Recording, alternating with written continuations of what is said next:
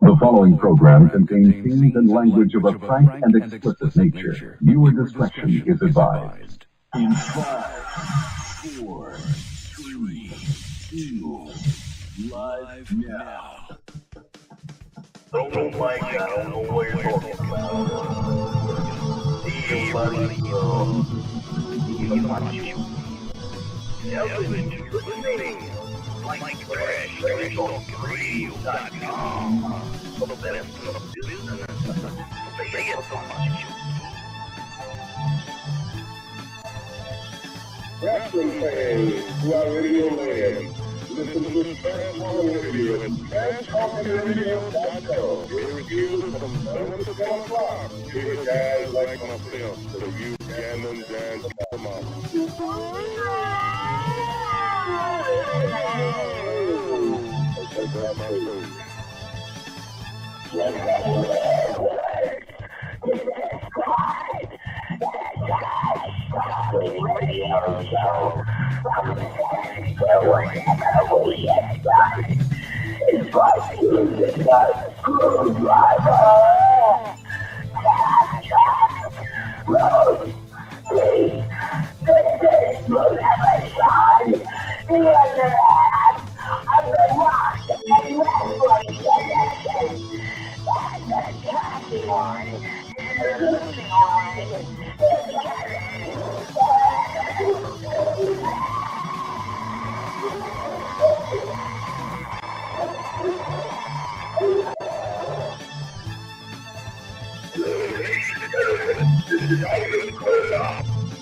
I'm here to tell you about talking trash.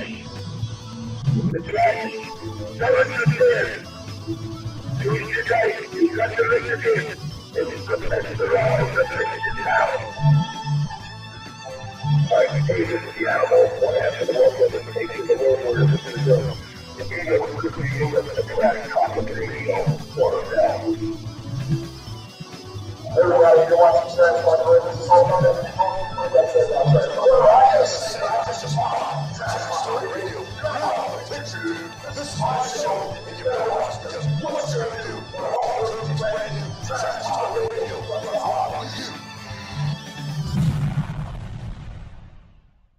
This is the Pipeline, and you're listening to Trash Talking Radio every Tuesday from 7 to 10 on TrashTalkingRadio.com. And remember this. Idle tells you it's gotta be true.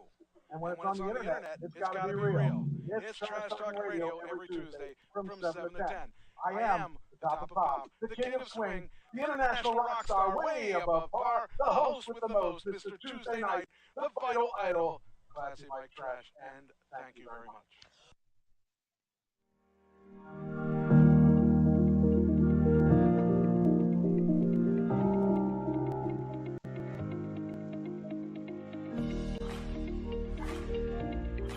It is Trash Talking Radio. Hey, we're here.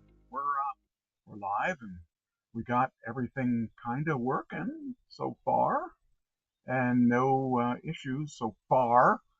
I don't know how long that'll last, but I can only hope that it continues to work right. How you doing, Doug? I am doing very well, Michael. How are you? I am very excited about things going on right now, and very happy about everything, and happy that it didn't buffer once the whole time there. So that means something. I don't know what it means. I guess it means that it's working. I set up the new computer this afternoon and spent some time dialing it in a little bit. I got a long way to go to get, because when you get a new computer with one of these things, there's so much you got to dial in. And you think you got everything together, and you find out, no, forgot to do this. And I'd like to get down to doing one computer. I don't think that'll ever happen, but I'd like to get down to that. And that's my goal. It's like buying a new phone. Yes, you can't just turn it on and hope it works. It's not plug and play. Put it that way. So we're gonna try to make this new system work for now, and then I'll hopefully eliminate one computer, because this is this new computer is really powerful. It can do a lot of stuff. And I wasn't sure if I was going to be able to do what I wanted to do with this computer because I don't know what kind of video card it has in it because it doesn't say. So I thought it was going to choke. And that whole time I'm doing this, I'm thinking, if I put this together and it chokes, I'm going to be really upset. But it's not choking so far, so that means something. So let's see here.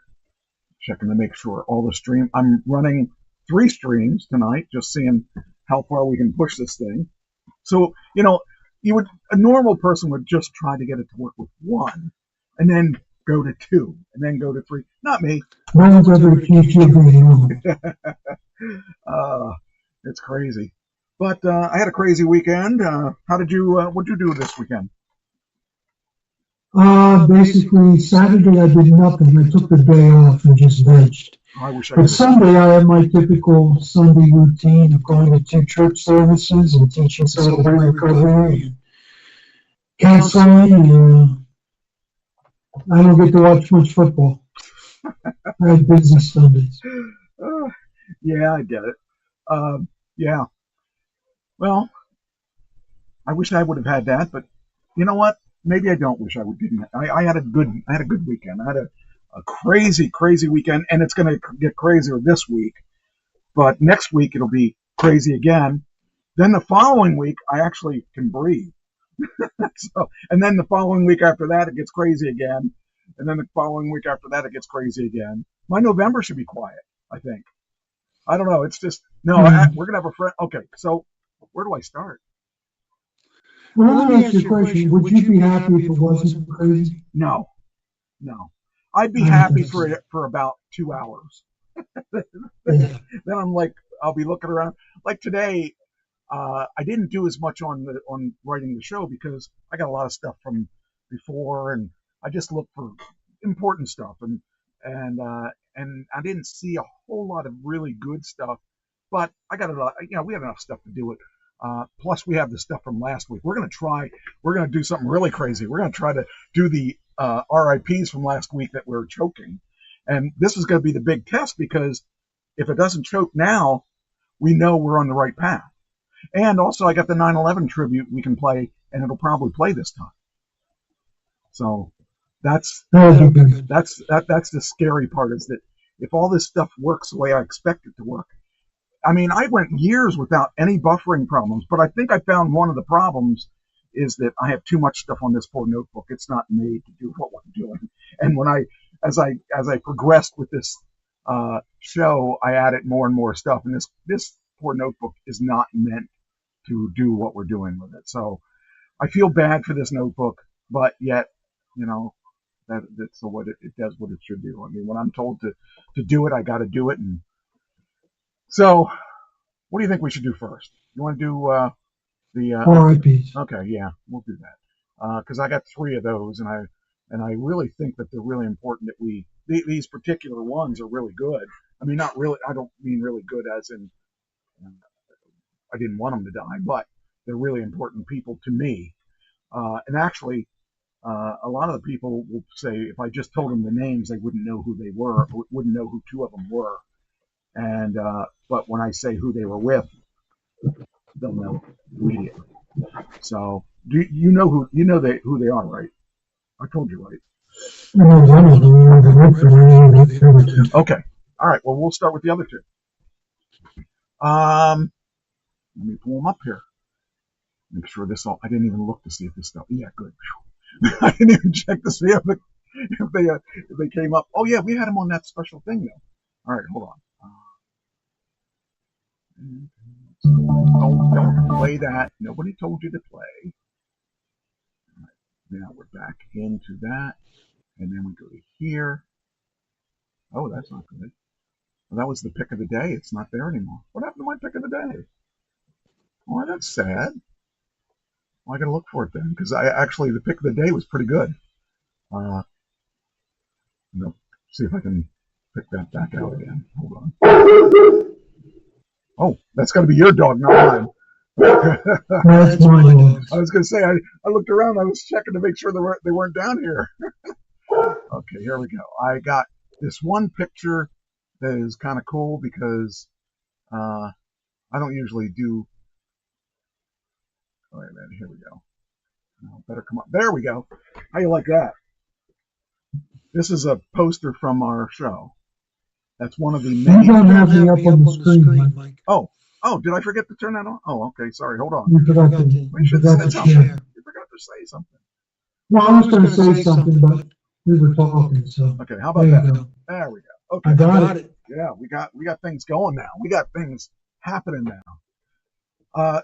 So we'll go back to this in a few minutes, but I got a story to tell about this, and I got a lot of stories to tell today.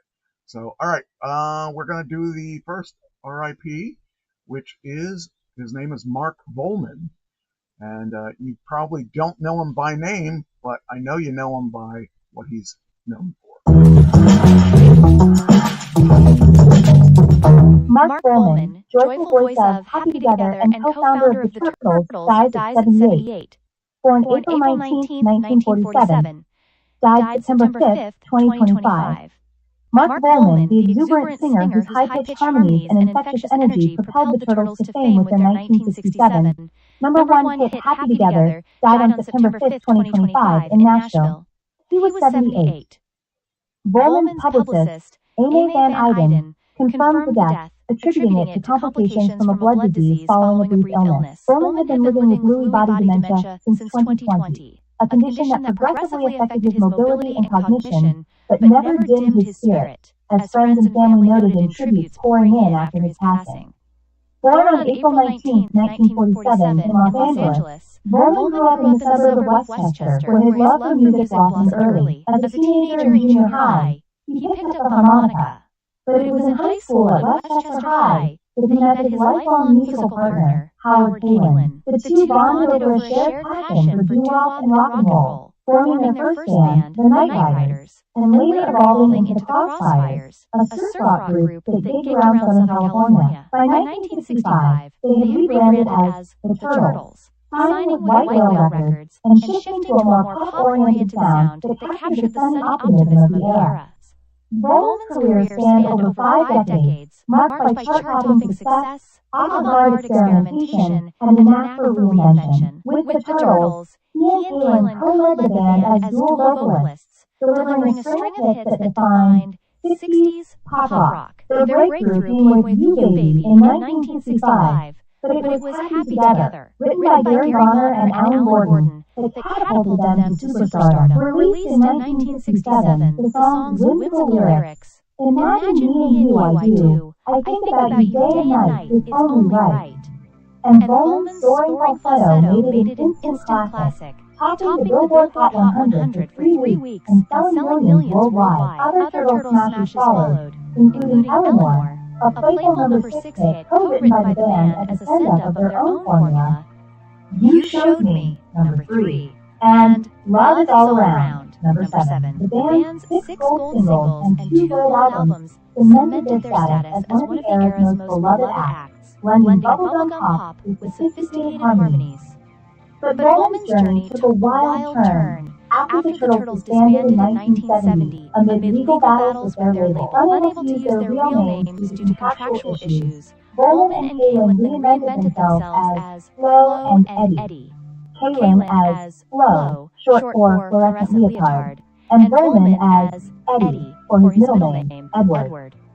They joined Frank Zappa's Mothers of Invention, bringing their manic energy to Zappa's boundary-pushing performances. Volman became legendary for his on-stage antics, tumbling off stages, crowd surfing in the 60s style, and delivering improvised comedy amid Zappa's complex jazz rock suites. Mark was the ultimate showman, Zappa once said, praising his ability to turn chaos into joy. Flo and Eddie toured with Zappa in 1970-71, contributing to albums like Fillmore East, June 1971, and Just Another Band from L.A., where Volman's vocals shone on tracks like Billy the Mountain. The duo's adventures continued with T-Rex, where they backed Mark Volman on his glam rock hits, including the U.S. tour for Electric Warrior. They guested on Bruce Springsteen's Born to Run, Roger McGuinn's solo work, and even Alice Cooper's records. Flo and Eddie released 4 albums of their own in the 1970s. Flo and Eddie, 1973, Illegal, Immoral, and Fattening, 1975, and others, blending rock with humor and satire. Roland also lent his voice to Unexpected Places, singing on the Strawberry Shortcake cartoon soundtrack, and providing backup for John Lennon and Ringo Starr. In the 1980s and 90s, Roland balanced session work, appearing on over 100 albums, with Flo and Eddie's revival tours, often reuniting with the Turtles for nostalgia-fueled performances. A fun highlight, in 1968, at the height of Turtles mania, Bowman insured his distinctive voice for $1 million through Lloyd's of London, a cheeky nod to his falsetto's value, which he joked was priceless but worth protecting from overzealous fans. His exuberant stage presence earned him the nickname the Mad Hatter of Rock, with fans recalling a 1967 Happy Together performance where he leaped into the audience mid-song, mic in hand, turning a concert into an impromptu party.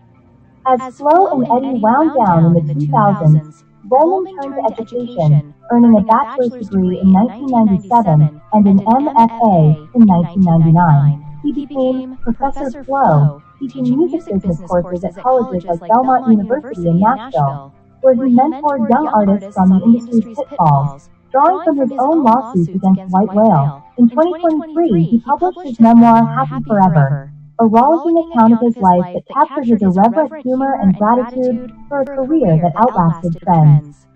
Bowman's achievements include multiple gold records, a star on the Hollywood Walk of Fame, shared with the Turtles in 1995, and induction into the vocal group Hall of Fame in 2009 as part of Flo and Eddie. Though the Turtles never made the Rock and Roll Hall of Fame during his lifetime, fans campaigned vigorously for it, citing Happy Together as one of the most covered and enduring pop songs ever, performed by everyone from the Nylons to Al Green. Bowman's life was as colorful as his performances. He once claimed his high school band, the Crossfires, was so bad we got booed off stage at our first gig, but it taught us resilience. During Flo and Eddie's Zappa era, he survived a infamous 1971 London concert fire by jumping from the stage into a crowd, later quipping, "I always said I'd go out in flames, but not like that." He voiced cartoon characters beyond Strawberry Shortcake, including spots on the Care Bears, and even a guest role in a Ren and Stimpy episode. A devoted family man, Bowman credited his daughters, Hallie and Serena, from his marriage to Pat Bowman, which ended in divorce, for keeping him grounded amid rock excess. He is also survived by his significant other, Emily Bowman.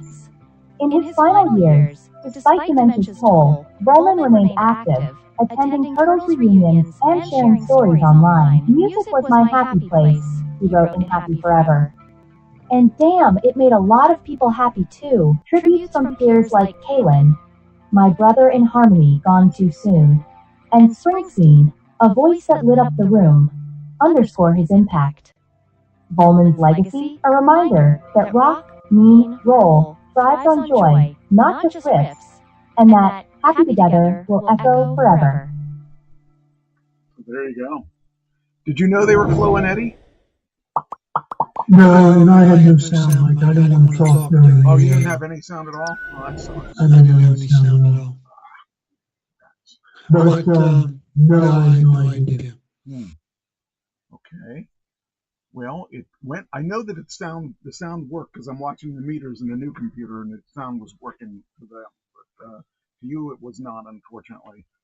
And I don't know how to fix that because everything I've tried has not worked on that, and I don't know what the problem is. I got to do a little more research, but I'm happy that it didn't stutter at any point. All right, the next one, which you're not going to hear either, unfortunately, which is weird because I don't know how I can get sound to you.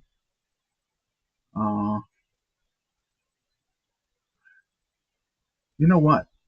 I know how I can get you sound. It's a cheap way to cheat, but I can cheat. Hope you have your phone with you. I'm going to call you. I'm calling you. So now you'll be able to hear this. Oh, you didn't. Are you going to answer it? Went to voicemail. No call. Oh, well, it just went to voicemail. There you go. This way, at least you can hear what's going on. You got it? Okay. Okay. Yep. Okay, I'm going to turn my volume off, but I don't need my volume. Okay, now now you should be able to hear it. So, let's see. What do I do here? How do I get rid of this? Did you hear that? Yes, I heard that. Okay, good. Then at least we got a way to do this. All right, here's the next one.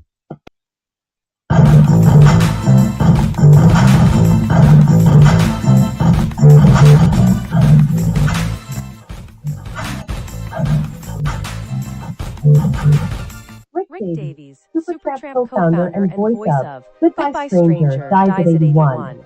Born July 22nd, 1944. Died September 6, 2025.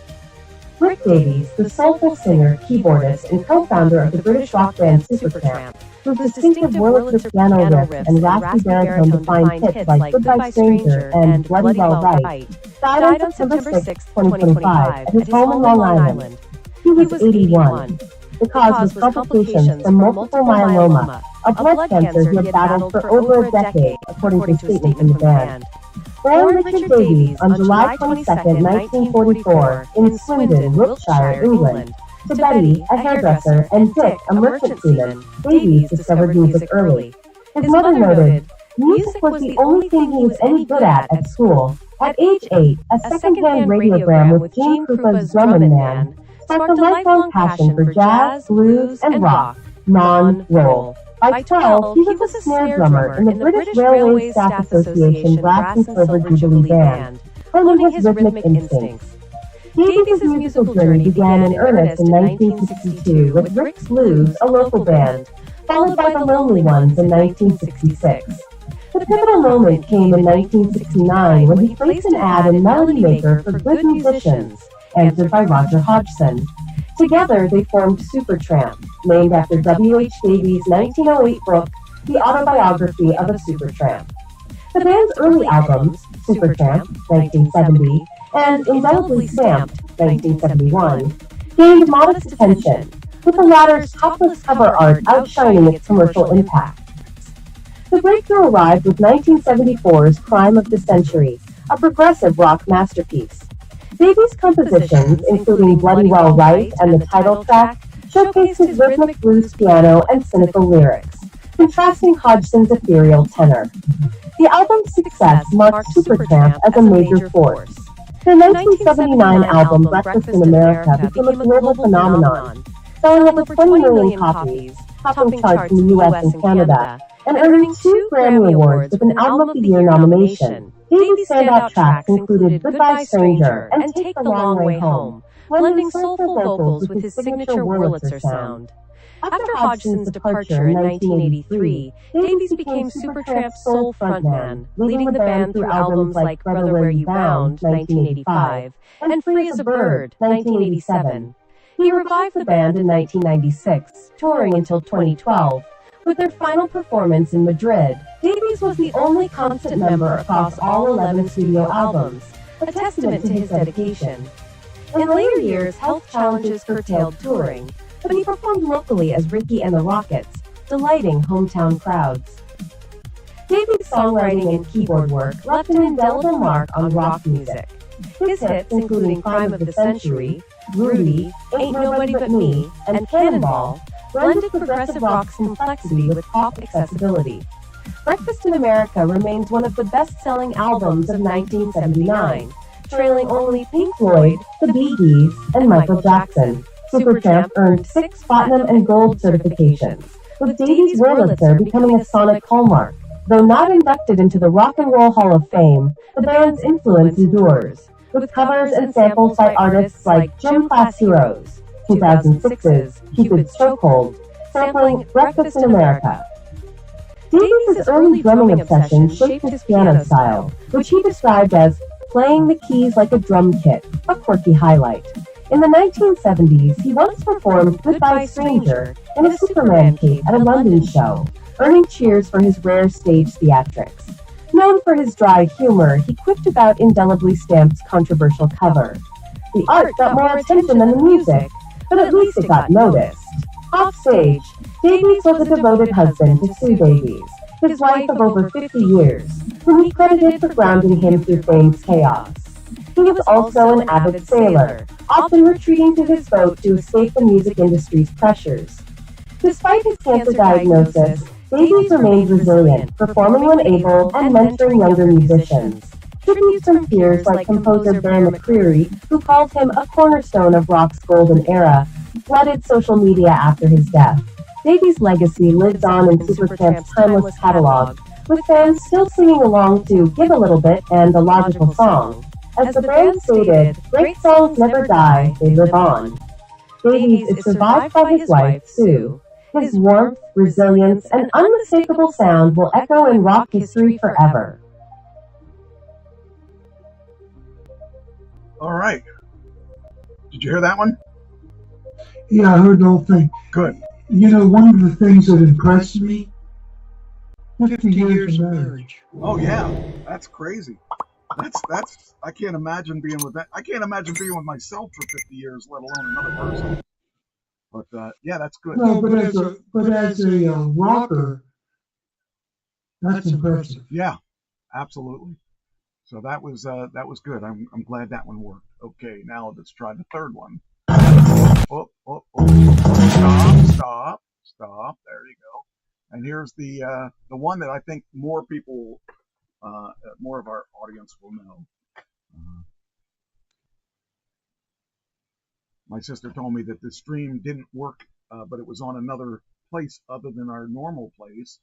So now I think we're working again on all cylinders. It took me a while to figure out what's. You know, I told you that we were streaming to the wrong place, and then I went to the other place, and then I wanted to stream back to the first place, and that, well, whatever. And anyway, it got very confusing, but now I think I got it straightened out. So now I think we got all the sounds, and we are ready to go at the last one. Mark Bowman, joyful voice of Happy Together and co-founder of the Turtles. That's not right.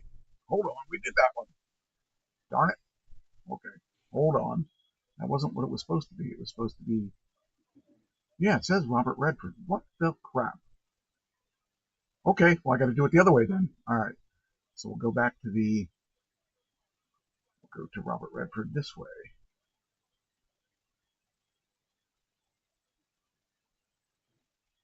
I guess I put the wrong link in the computer. There we go.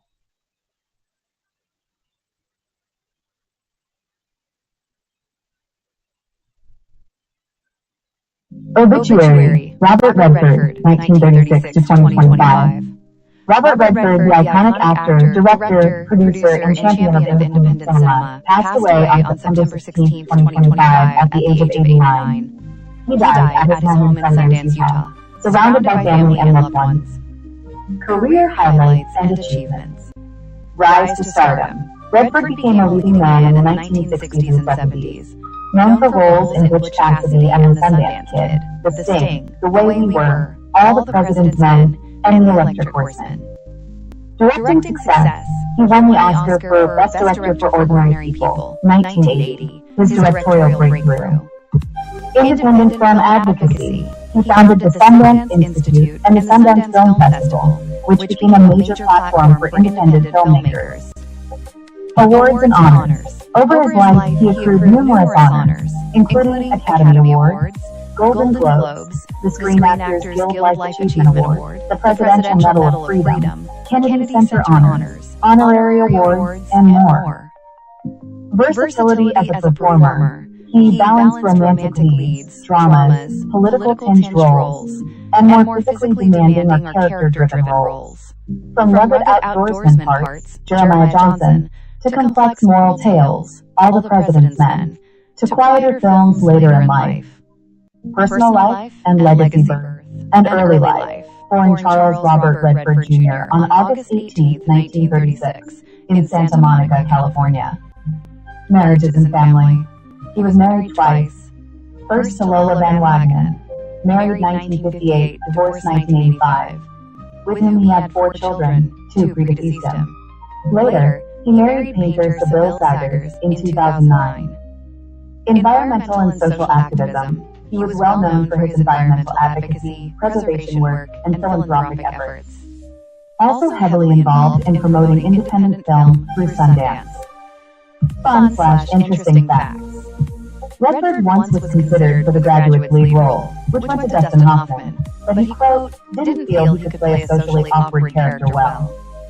He maintained a lifelong interest in the arts beyond film. Painting, sketching, and environmental photography were among his personal passions.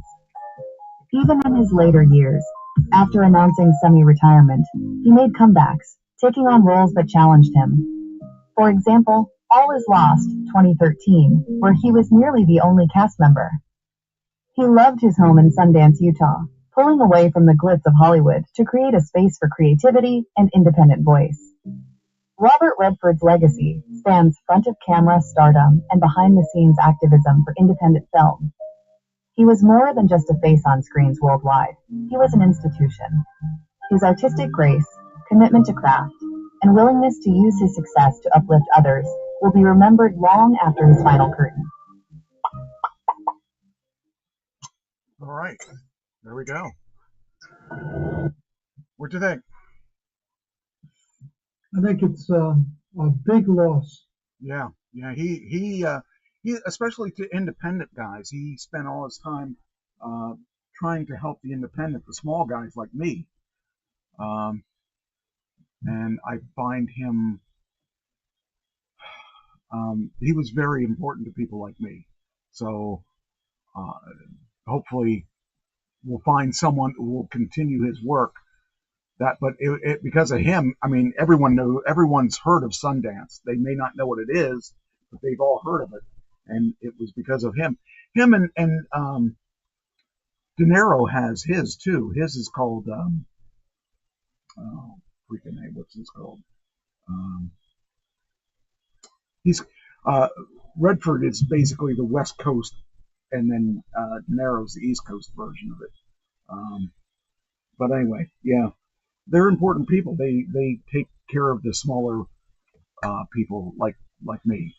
So that is the end of our DOAs. Now we can go to the other part, which is the your favorite part of the day. Let's see. So far, everything seems to be working. I did have an echo, but I got rid of the echo, I think. I had two channels that were broadcasting the same sound, so I got rid of that. I like when things work. All right, so the other thing is the birthdays. So let's do the birthdays. We got a bunch of SNL guys. You're not going to probably know most of those, I'm thinking, but they're kind of important to me because I think that and I'll tell you. Oh, yeah, I can't do that because I know you don't watch a lot of TV, so you're not going to be able to. I got fun facts on each one. So our first one, fun fact on her: she's the creator and star of Parks and Recreation. Did you ever watch that show? Yeah. I didn't either, but but I like her. She's cool. She's Amy Poehler, and she was a Saturday Night Live girl, and she left there, and her partner, what was her partner's name? Her partner is also, they were the co-anchors on the news on Saturday Night Live. Do you know who she is? Oh, I already told you. No idea. Oh, Amy Poehler is her name. So she does a lot of wacky comedy stuff like that. So, any idea of the age? I'm going to say 52. That's good. 54. That's perfect. Next one is a girl that you probably don't know her name, but I think you probably will recognize her face. But I might be wrong about that. Because I like this girl, but I never could remember her name. Her name is Jennifer Tilly. I've never seen her with dark hair. Holy cow. Wait, that can't be the same woman. Hold on. Maybe I'm wrong. Maybe that's not who I think she is. That is her with darker hair. I've never seen her with light hair.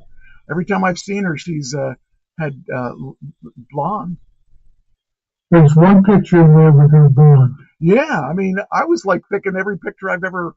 I don't remember as any other hair, but she was in Chucky, and she was. They actually used her real name in Chucky because she was the doll, the doll that kills people and stuff.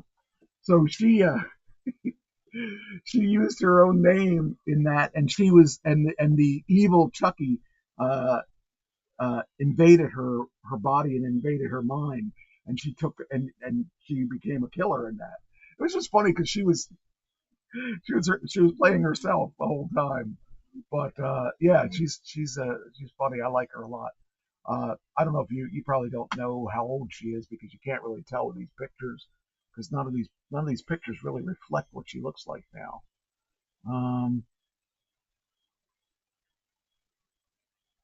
Well, yeah, none of these, and she was also in that what was that HBO thing I was watching? Where they go to the island and it was a vacation, um, and it was really a controversial TV show because everybody thought it was going to be a happy show. What? I can't believe what I said. What does that mean? Fantasy. What's that? Oh, Fantasy Island. No, it was a newer thing. It was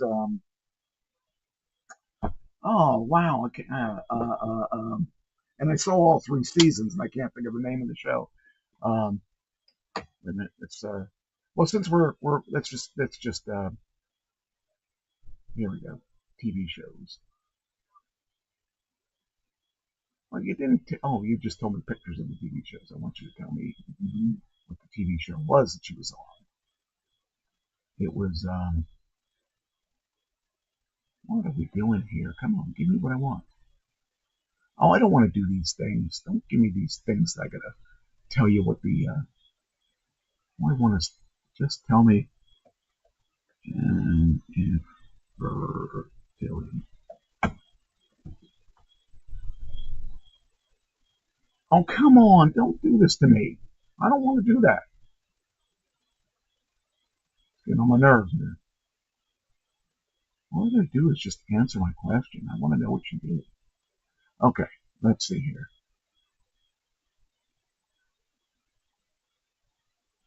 She was in Bound. She was in Child's Play.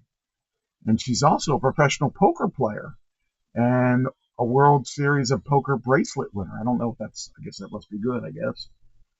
I didn't know she was a professional poker player, but I could see that. I like her a lot. She cracks me up. Let's see this now. Let's see if we can do this. There we go. All right. The TV show was called.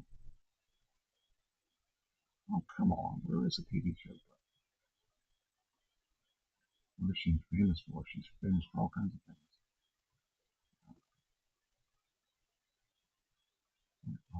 She's been in a lot of stuff. All right. TV shows. Come on. I want.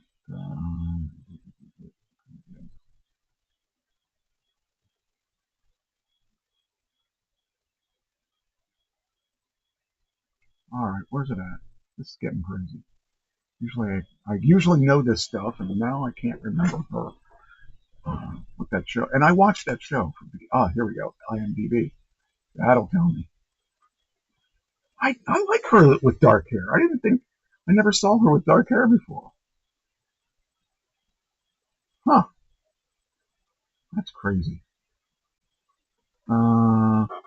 Okay. She was in Family Guy. She was in Chucky, Sallywood, SpongeBob SquarePants, the Pack Podcast, Monsters at Work, J.J. Villard's Fairy Tales, Calls. I do not. What the crap?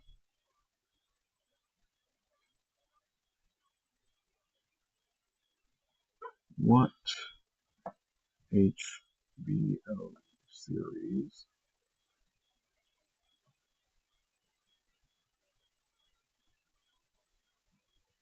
was Jen in? now it should be able to tell me. No, not the Gilded Age. The crap.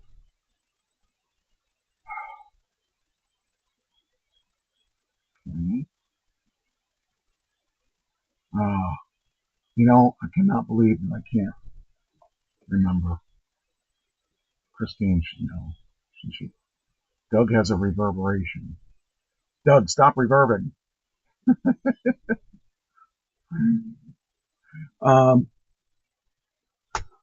don't know. I have to go. I have to move on because I can't remember.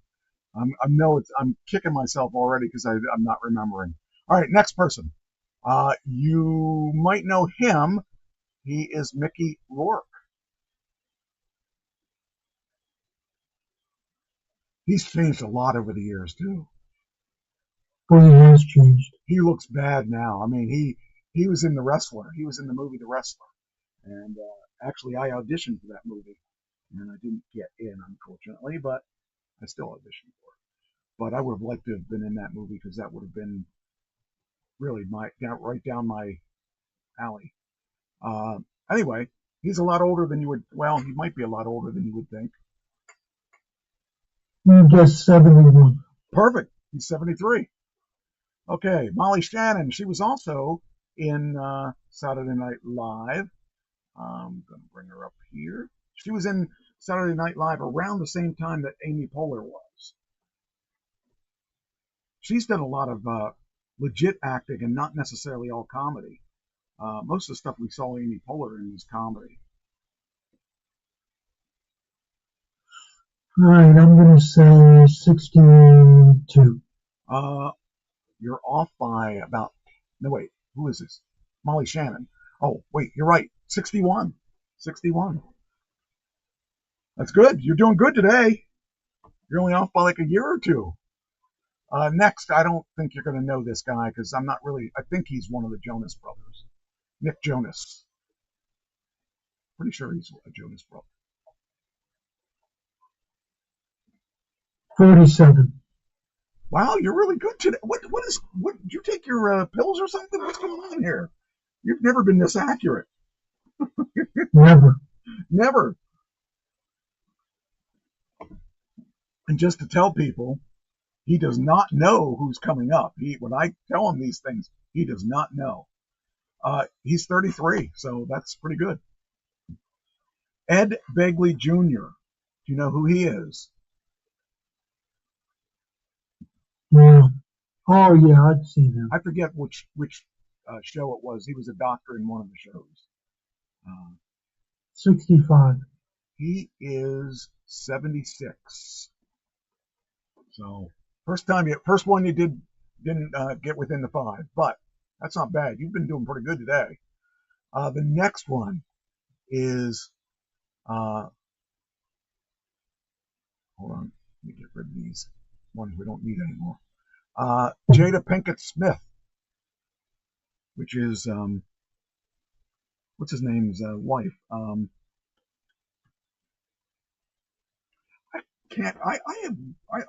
have brain freeze tonight. There he is. Will Smith, his wife. 47. She is 54. Not bad. Not bad. This next guy is Patrick Schwarzenegger. I think it's Arnold's son. He's got to be. Looking at his pictures. Yeah, he's pretty young. Yeah, I'm going to say he's in his low 40s. Let's say 43. He is 32. Wow, not younger. All right, next one is another SNL guy. He is Jason Sudeikis. Actually, he's a funny guy. I've seen him in a lot of movies and stuff. He's actually very funny.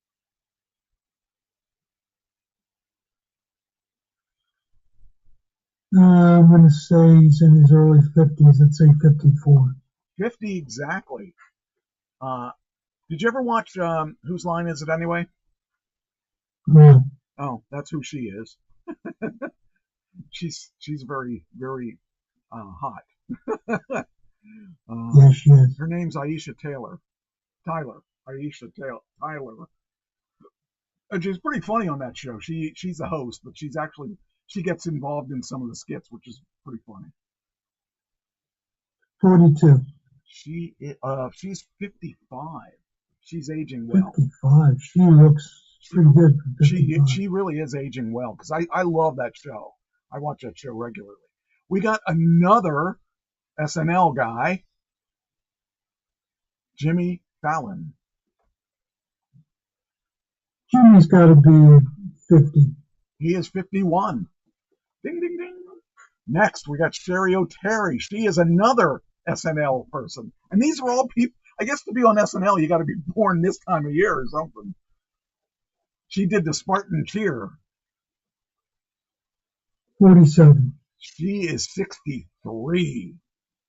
63. You know, I can't, but the thing is, all these SNL guys are between their 50s and 70s. I mean, they're a lot of the ones that were really good. They're all around the same, you know, a lot of them around 50 to 60. Bonnie Hunt, I've not heard her name in years, but she was really popular for a while. She's 72. She's 64. She's aging well too. But looks like a lot of these are her younger pictures, but this is probably her now. But she's looking good. Then we got,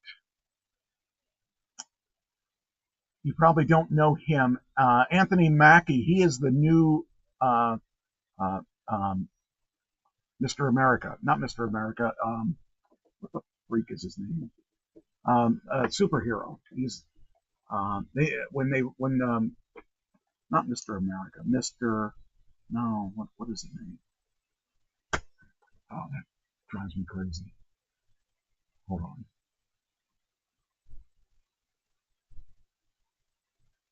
He is Captain America. He's the new Captain America. I knew he wasn't Mr. America. 42.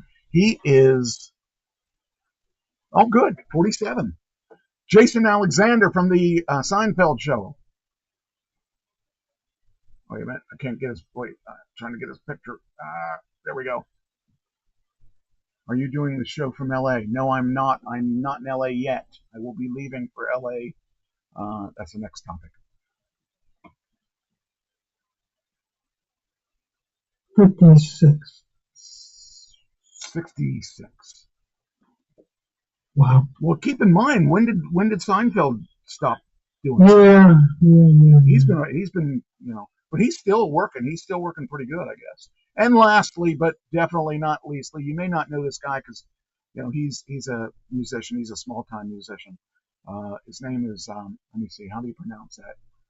Bruce Springsteen. 78. He is 76. There you go. You were really on this day. Today is the best day you've ever done on this. And I thought this was going to be hard for you. I mean, it probably is hard for you, but you still did really well.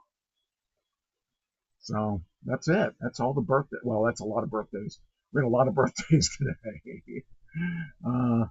Then we got, all right, so that's it. That's it. Now I'd like to talk about this past weekend, because this past weekend was one of my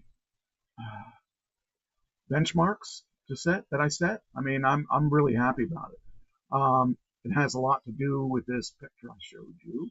Wait a minute, where'd it go? Oh, I got all these things that I opened that I now need to close. Hold on. I need an assistant just to close my windows. Okay, close this one. Okay, so that is, I'm going to talk about this picture here. Oh, you know what? Where's our pictures? I forgot to put us back up. That's what happens when I turn, there we go. Should be back on. Okay, so this picture here, this is a pretty big thing for me because that there, wait, which way is it? That way. Wait, there, that guy there. He's the president of Pro Wrestling Academy, Star Academy. And he was at a show Saturday, our first show. And when we went into this show, I got there early, and my one partner says, we sold 15 tickets. And I started panicking. I mean, we've been really pushing this and really promoting this show. And if we sold 15 tickets, that was not a success. So I said, well, we got to do what we got to do. Because the week before, I went out to the Irish Day Festival, which was a mile from our place. And I pushed it. And I thought, man, I can't believe we only have 15 tickets there. We packed the place. We sold out. And there were people wrapped around the building. It was awesome. It was great. It was a great feeling to know that we did a job. Do I still have you on the phone? No, I turned it on. The reason I'm going to put you back on is you need to hear what I said.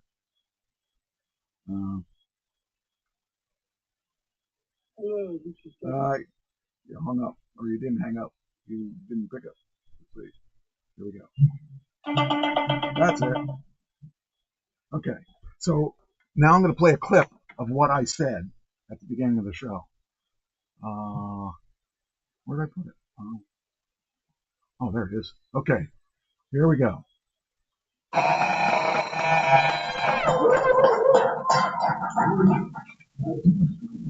That's our place. They just announced me, and my music didn't come on. So.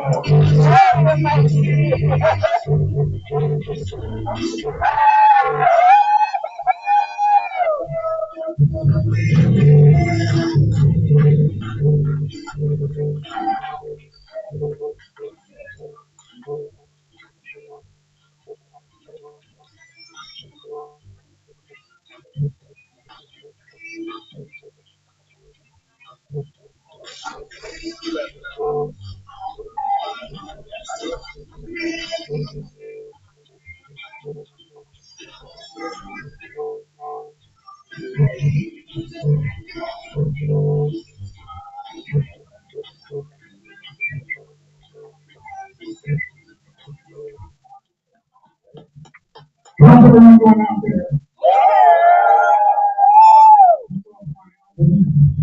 And it's appropriately named Start Not the End. This is the start of something really big.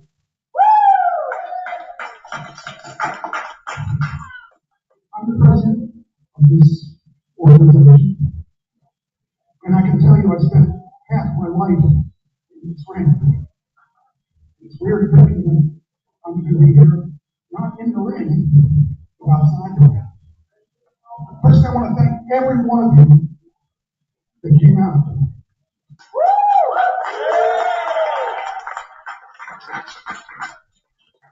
We were looking a long time before we got this going.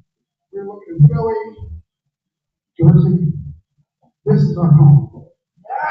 We want to thank you for allowing us. Love you! I love you. But anyway, we got a great show for you tonight.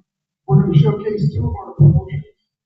We have 4 promotions that are part of this organization. We're going to be running this building out to other places, other things. The sky's the limit. And we just want to thank you from the bottom of our heart. As we kept saying, this is what people want to see. This is what people want.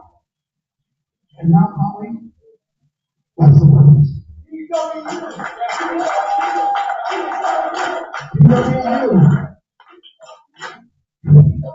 I remember when PWU was out in the full force, and I was just I couldn't work there. And now they're here.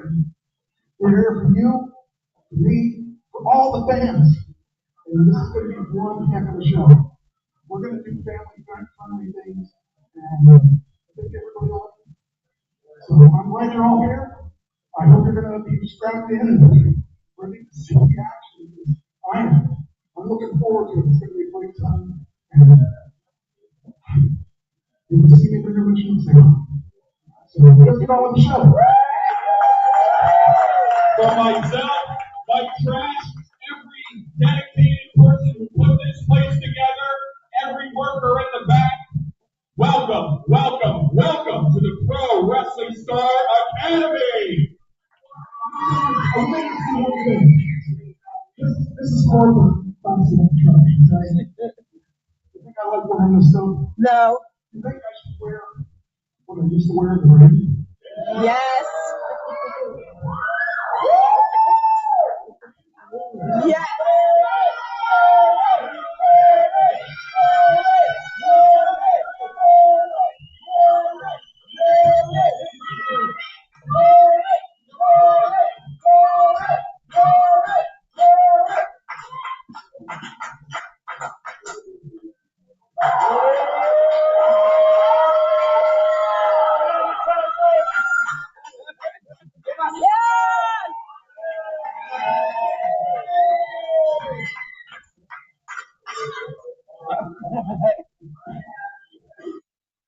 So what'd you think?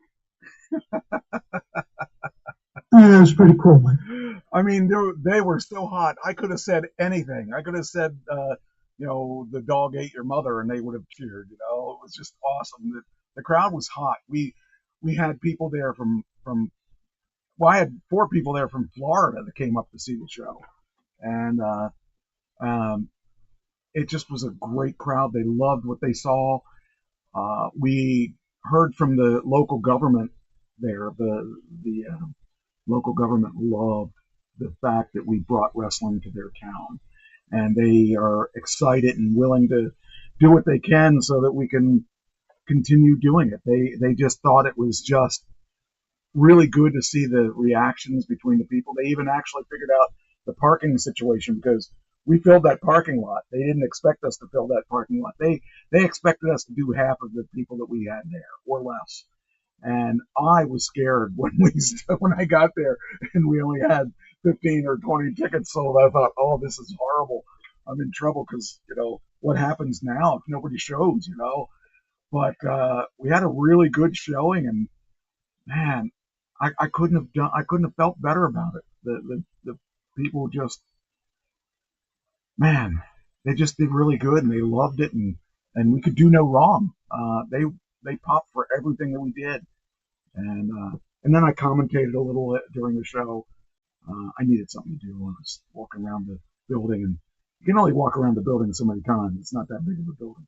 But, it was cool because we did our first show, and we were successful, and everything went well. And I don't know how I could have felt any better about that.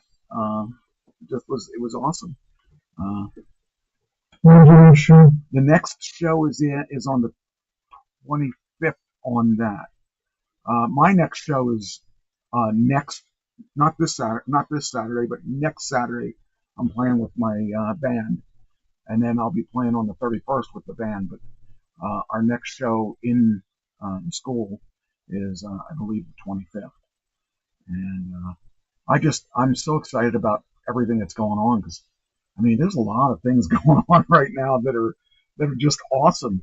I got. How are you doing with your memorization? I'm doing okay. I'm not. I was watching some videos last night that was talking about how to increase your, some of the techniques to increase your memory, and I'm gonna try some of those. But yeah, everything is just looking good right now. So I'm looking forward to the next show. I'm looking forward to the rest of the year is going to be good. There's nothing I could think of that would make life better than it is right now. There's a lot of things going on, and it's not like we made a lot of money, but we made an impact on the community, and that means we can do more things and open that building up for different types of things. But I think we're going to outgrow that building pretty quickly, and then there's a space right beside our space that's not being used, and maybe we'll end up renting it and having both of those spaces. I don't know, but it's really cool. So, yeah, not to brag, but I'm pretty proud. I'm pretty proud right now. So, all right. I just my team is so good. Tony is really good. He's kept his he builds stuff, and he's a wrestler, and he's a booker too. But boy, we have a good team. Then we have Mitch, who runs the studio. He runs the audio equipment, video equipment. He designed what we have, that studio that we have. And I have Johnny Cashmere. He's the booker and head trainer. And then there's me. I mean, I'm the weakest link there because those guys, they do it all, and I just show up and take the credit, you know. But we got a good team. We got a good group of people. We got people that want to see us succeed. You know, isn't that nice when people want to see you succeed? You know, most of my life, people wanted to see me fail. And right now, I've got a group of people that want to see us all succeed. And it's going to be good for all of us because we'll make our impact. We're a good part of community. And if they like us in the community, it'll make it easier for us to get, you know, certificates and whatever, you know. It'll be easier for us to set up events and all that. So we got all the good things, all the things we need. So now that we got that, we need to take it to the next level and see what happens. But I really feel good about the team that we have. And in fact, our female trainer is going to be down in Chile. She's got, I think, 5 or 7 days down in Chile. So that's cool too. It's just really good to have a good group of people that we don't bicker about anything. We don't, you know, there's no fighting. Everybody works together as a team, and we all have a common goal. We want to make this promotion successful, and the only way we can do that is if we work together. So I'm really happy. There's not much I can say more than that. Don't forget Gabby. Yeah, Gabby is the one that's going to Chile, and she works hard. I mean, she really does. She trains those guys, the guys and women, and really, I mean, I think the world of my team. I got a great team, and you know, they're working. They see the dream. They know what they got to do, and we just all know what we got to do, and we all do what we got to do. Nobody complains. Nobody fights. All we do is what we got to do to make this work, and that's what we got to do. And I'm so proud of my people. I can't even express it. I mean, they're great people. So if we keep going this way, who knows? The sky's the limit. So anyway, all right. I can continue if you want for some stuff, and you can drop in or you can start. You got stuff you want to do? Why don't you start on some of your stuff and I'll jump in later. Okay. How about ranking the highest pro athletes' salaries by sport? What do you think of that? Yeah, let's do that. All right, here we go. I don't have any idea because I didn't look ahead of time, so I'm looking same as you. All right, so we got, oh, this is interesting. Cristiano Ronaldo is $234 million. That's freaking, that's a lot of money. I'll be athletic for that kind of money. Well, that's chump change to some of them. Okay, well, let's see if they have these. Okay, here we go. Yeah, he's the top guy. He's a soccer guy, and he does $234 million for soccer, for kicking a ball around. That's crazy. Let me see who all we got on here. Okay, so I don't have. Oh yeah, there is some WWE guys too. All right, so this gives you now. This is one thing that we will be able to talk about too is that back when we were kids, if you made $500,000 for your life, you were doing good. I mean, my dad made $20,000 a year, and that was considered good. And you're talking about now, this guy makes $234 million a year. that's a little more. That's a little more than 20,000, and he kicks a ball around. Number 2 is a golfer. He makes $100 million a year. He's John Ram, R-A-H-M. Number 3, $73 million for Canelo Alvarez, a boxer. That's that's a lot of money for. But those boxers, at least you don't have to worry about getting CTE from playing golf. But boxing, man, you're getting hit to the head a lot. Soccer, you probably have to worry about all kinds of broken bones with that. Formula One, how much you think? It's probably 70.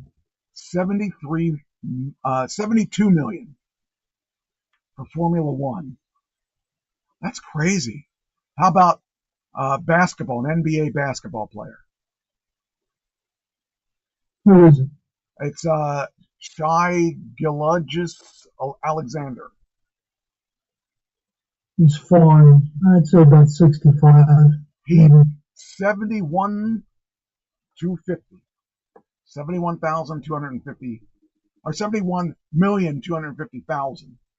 I'd be happy with just the 50,000, or the 250,000. That'd be really cool. But oh man, another. How about a guy named Shohei Ohtani, baseball player, MLB?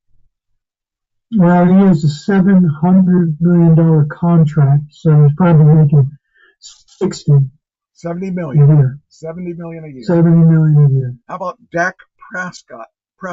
Prescott, American football, NFL.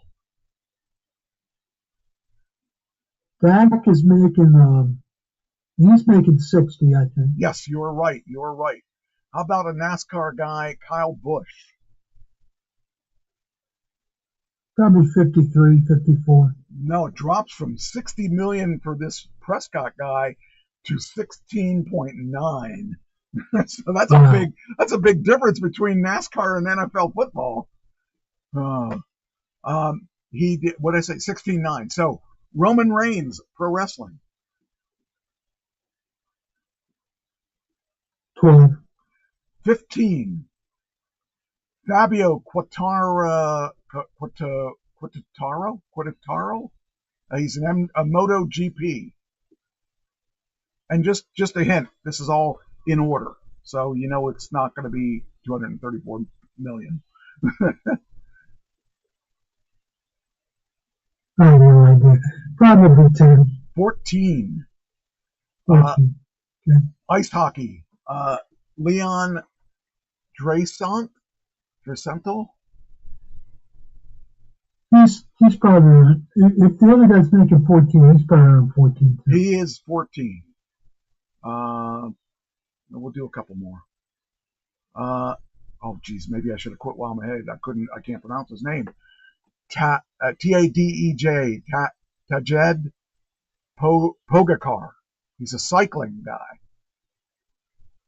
Man, this is, if he makes this, probably 10. You know what? I think I'm going to take up biking here. This guy is getting $9.3 million a year. This guy is Fakir. Lee Sang Hayok. He is the League of Legends. Oh, it's esports. Esports. He doesn't even have to get off his freaking butt.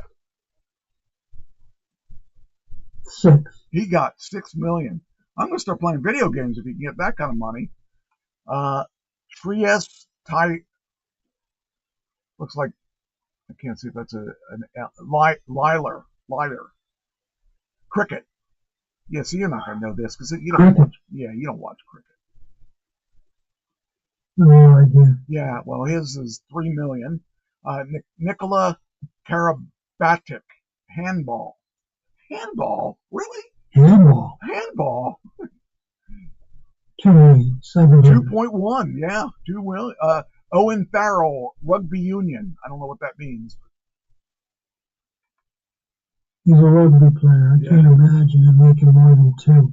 Nope, he does 1.5. Wilfredo Leon, volleyball.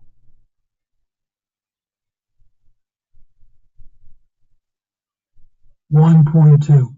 1.4. Don't shortchange the guy. Oh, it's crash. Oh, Zach Butters. He's an AFL Aussie rules. Aussie rules. This guy, he's gonna have to go for welfare, man. This guy's not making anything. 900,000. Yeah, 979. I'm gonna skip the last 2, but still, that's a lot of money. That's crazy money. Oh man, well, Dak Prescott making 60. He makes so much money that they had to get rid of some top players because they can't afford them. Yeah, I can't imagine. I mean, I guess he must be worth it. They got rid of maybe the best defensive player in football this year because they couldn't afford him. Wow. So you pay a quarterback that much money and then you can't afford a team. That's hard. That's really hard to believe. That's crazy. Wow. That's just. I mean, I looked at that and I'm like, wow, that's a lot. That guy's making a little bit of jump change there. That's man. That's just silly money. But you never know. I mean, I'll probably hit my stride. Hopefully, the school will start doing money, and I'll be making that kind of change. Yeah. Okay. All right. Well, do you use Uber? I have. I've had to. I think I've used it twice, but I don't have it on my phone or anything. Usually, when I had to use it, I used it on somebody else's because I've never used it for myself. They're going to do, well, soon we're going to see a new service by Uber. Guess what it is?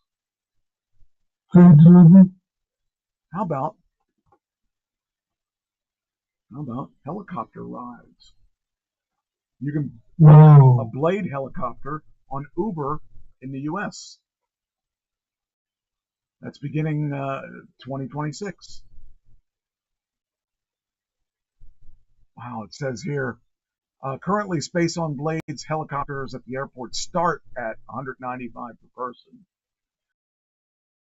With larger groups can charter an entire Blade helicopter according to accommodating up to 8 passengers, starting at around $2,000. So I guess if you're into touring things, that would be one way you could actually tour. I don't know what it would normally cost. There are people that can afford $2,000. Yeah, I mean, I'm not one of them. I'm not either. That's a lot of money. But I mean, I'm not shocked about that. I'm a little surprised because I never really thought about anything like that. But yeah, I could see that. Happening. So that's kind of cool. M&M's has a new flavor. Any idea? I have no idea what that is. Introduces a honey roasted peanut butter or peanut flavor. Honey roasted peanut butter. Or no, keep saying peanut butter. Honey roasted peanut flavor. So that's kind of interesting because when was the last time that they had anything new? M&M's has been M&M's like, well, they do have a new peanut butter M&M, which I like their M&M peanut butter. But this is a honey roasted peanut flavor. So that could be kind of good.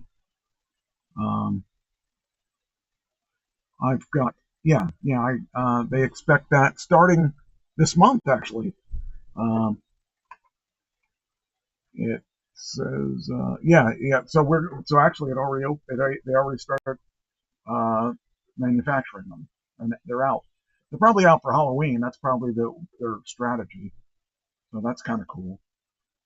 But yeah, I mean, that when you're in the candy business, you gotta. It's hard to innovate candy. Candy's been the same as it's been for a long time. Okay, next. There is Pennsylvania's oldest bar. How old do you think it is? 120 years old. 350 years. Do you realize that bar has been around and had people probably like George Washington in that bar? I mean, I don't know if he actually were there, but it says there are plenty of bars to quench your thirst in Pennsylvania, but only one can claim to be the oldest operating one in the state. Pennsylvania's oldest bar has been operating since 1681. Yes, that long. If sipping a drink in a historic establishment appeals to you, consider grabbing your next classic martini at King George Inn. King George II Inn. So that is pretty cool. I would have never thought that there was any businesses that still survived since that period of time, because I mean, geez, bars are lucky if they survive, 20 years, 50 years. But we're talking 350 years. It's located in Bristol, Pennsylvania, which I happen to drive by Bristol, Pennsylvania every time I go to my school, because it's the last exit in Pennsylvania before you go into New Jersey. The establishment isn't just the home of the state's oldest bar. It claims to be the oldest continuously operating inn in the country. It's originally called the Ferry House, but in the mid-1700s, it changed the name to King George II Inn.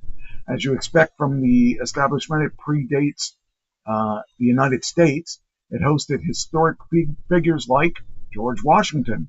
Despite the name change and having to be rebuilt in 1765, you can still drink and dine at King George Inn at Bristol's Radcliffe Street. You can eat there too. They have food. So, yeah, it's kind of a cool place. It says you can get they have cocktails. You can get gin and tonic and vodka soda. That's available.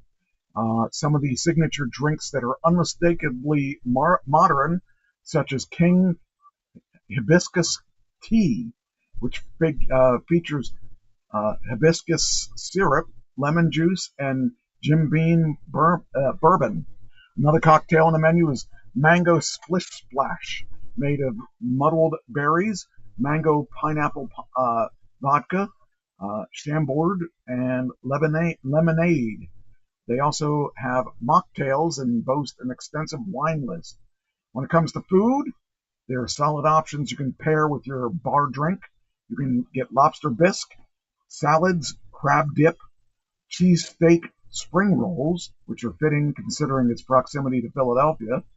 King George II Inn also offers a slew of sandwiches, including the clubhouse chicken sandwich featuring chipotle, aioli, I don't know, and King George French dip. There are also two types of seafood tacos.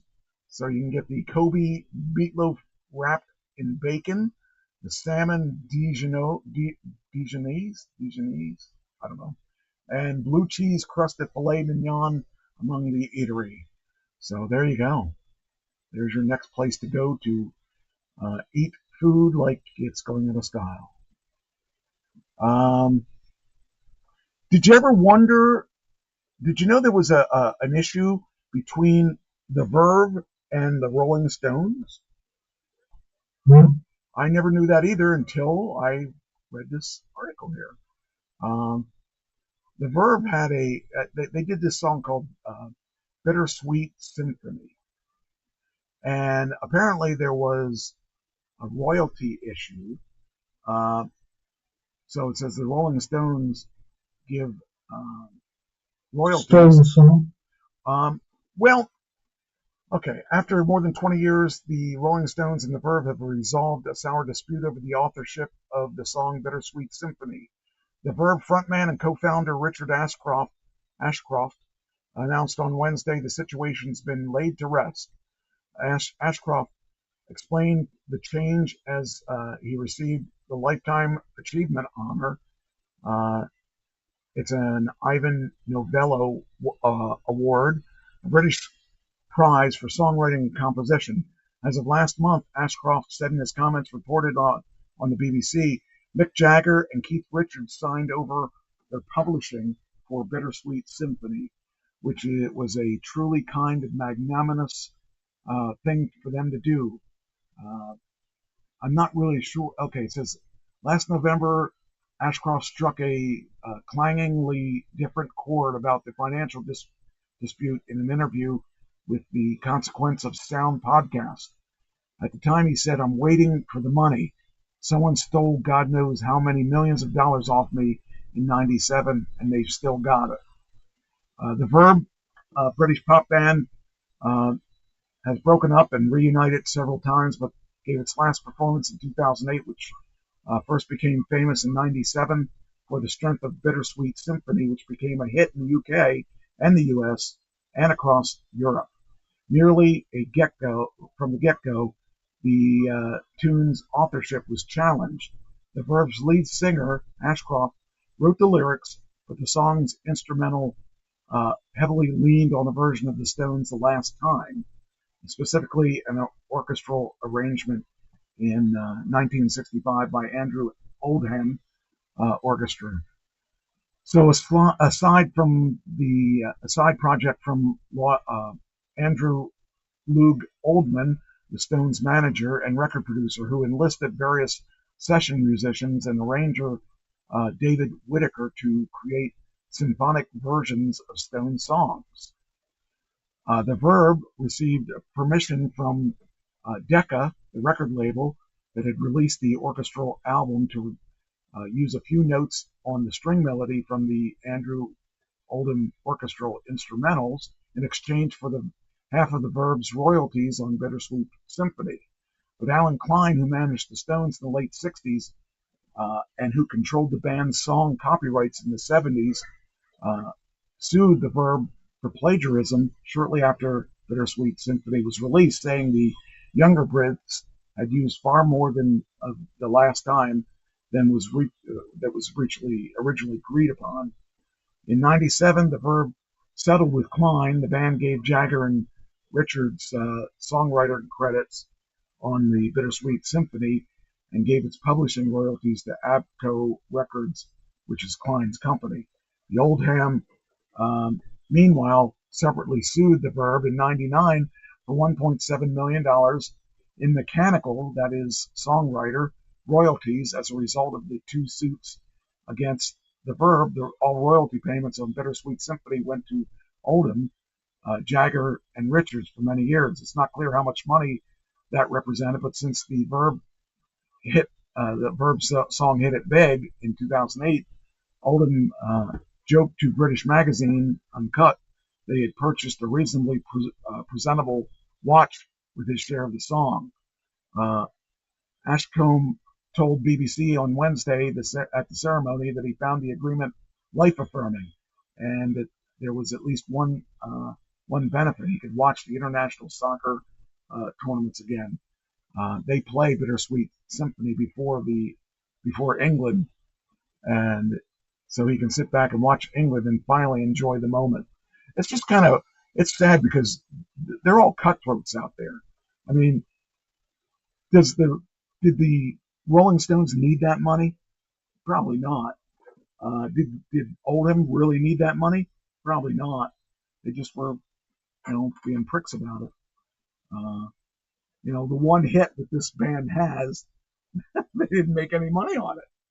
But now they've made a little bit of money because it's, many years later. And I just really feel bad for them because they had that. I mean, that song, if I played it for you, you'd know it. It was a really, really popular song. And I feel bad for them because they didn't get the kind of money they should have gotten.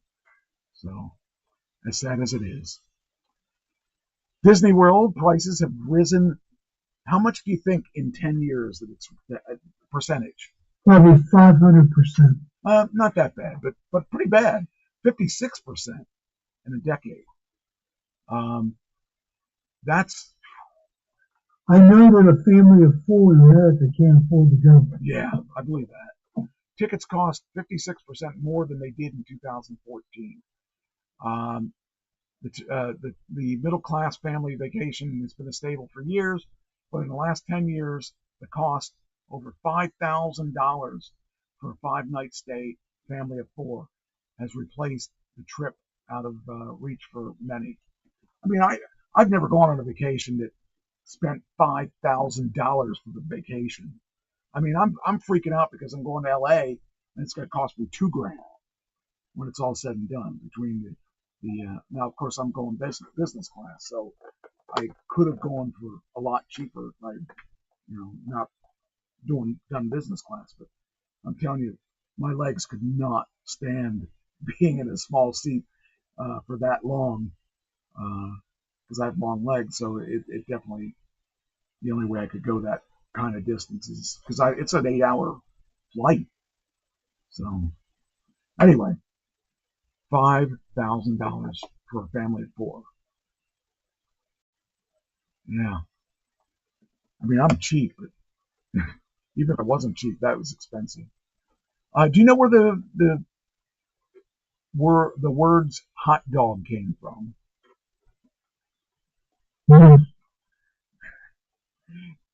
It's kind of funny. I never realized this. I had no idea where hot dog came from, but here's where it came from. Hot dog likely evolved from the common name Dachshund sausages. The ubiquitous handheld snack in New York City where vendors sold sausages in buns, calling out, "Get your Dachshund sausages." Historians believe that change to hot dog was natural for many fans who found the name funny and catchy. So that's what they say. That's where they say it came from. See, I'm educating you. I'm educating you today. Educate me. Yeah. Oh, so now when I go out to ask for a hot dog, I'm going to ask for Dachshund sausages. Oh, this is a good one. This is one I found today that I found interesting. Where does the U.S. get its goods from perfume to oil from? Okay, I'll give you some hints here.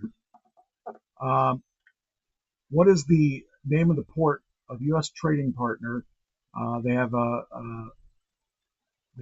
are known for. Wait a minute. Here we go.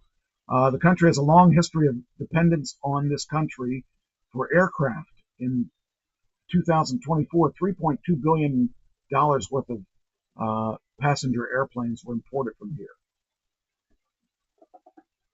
No idea, right? No.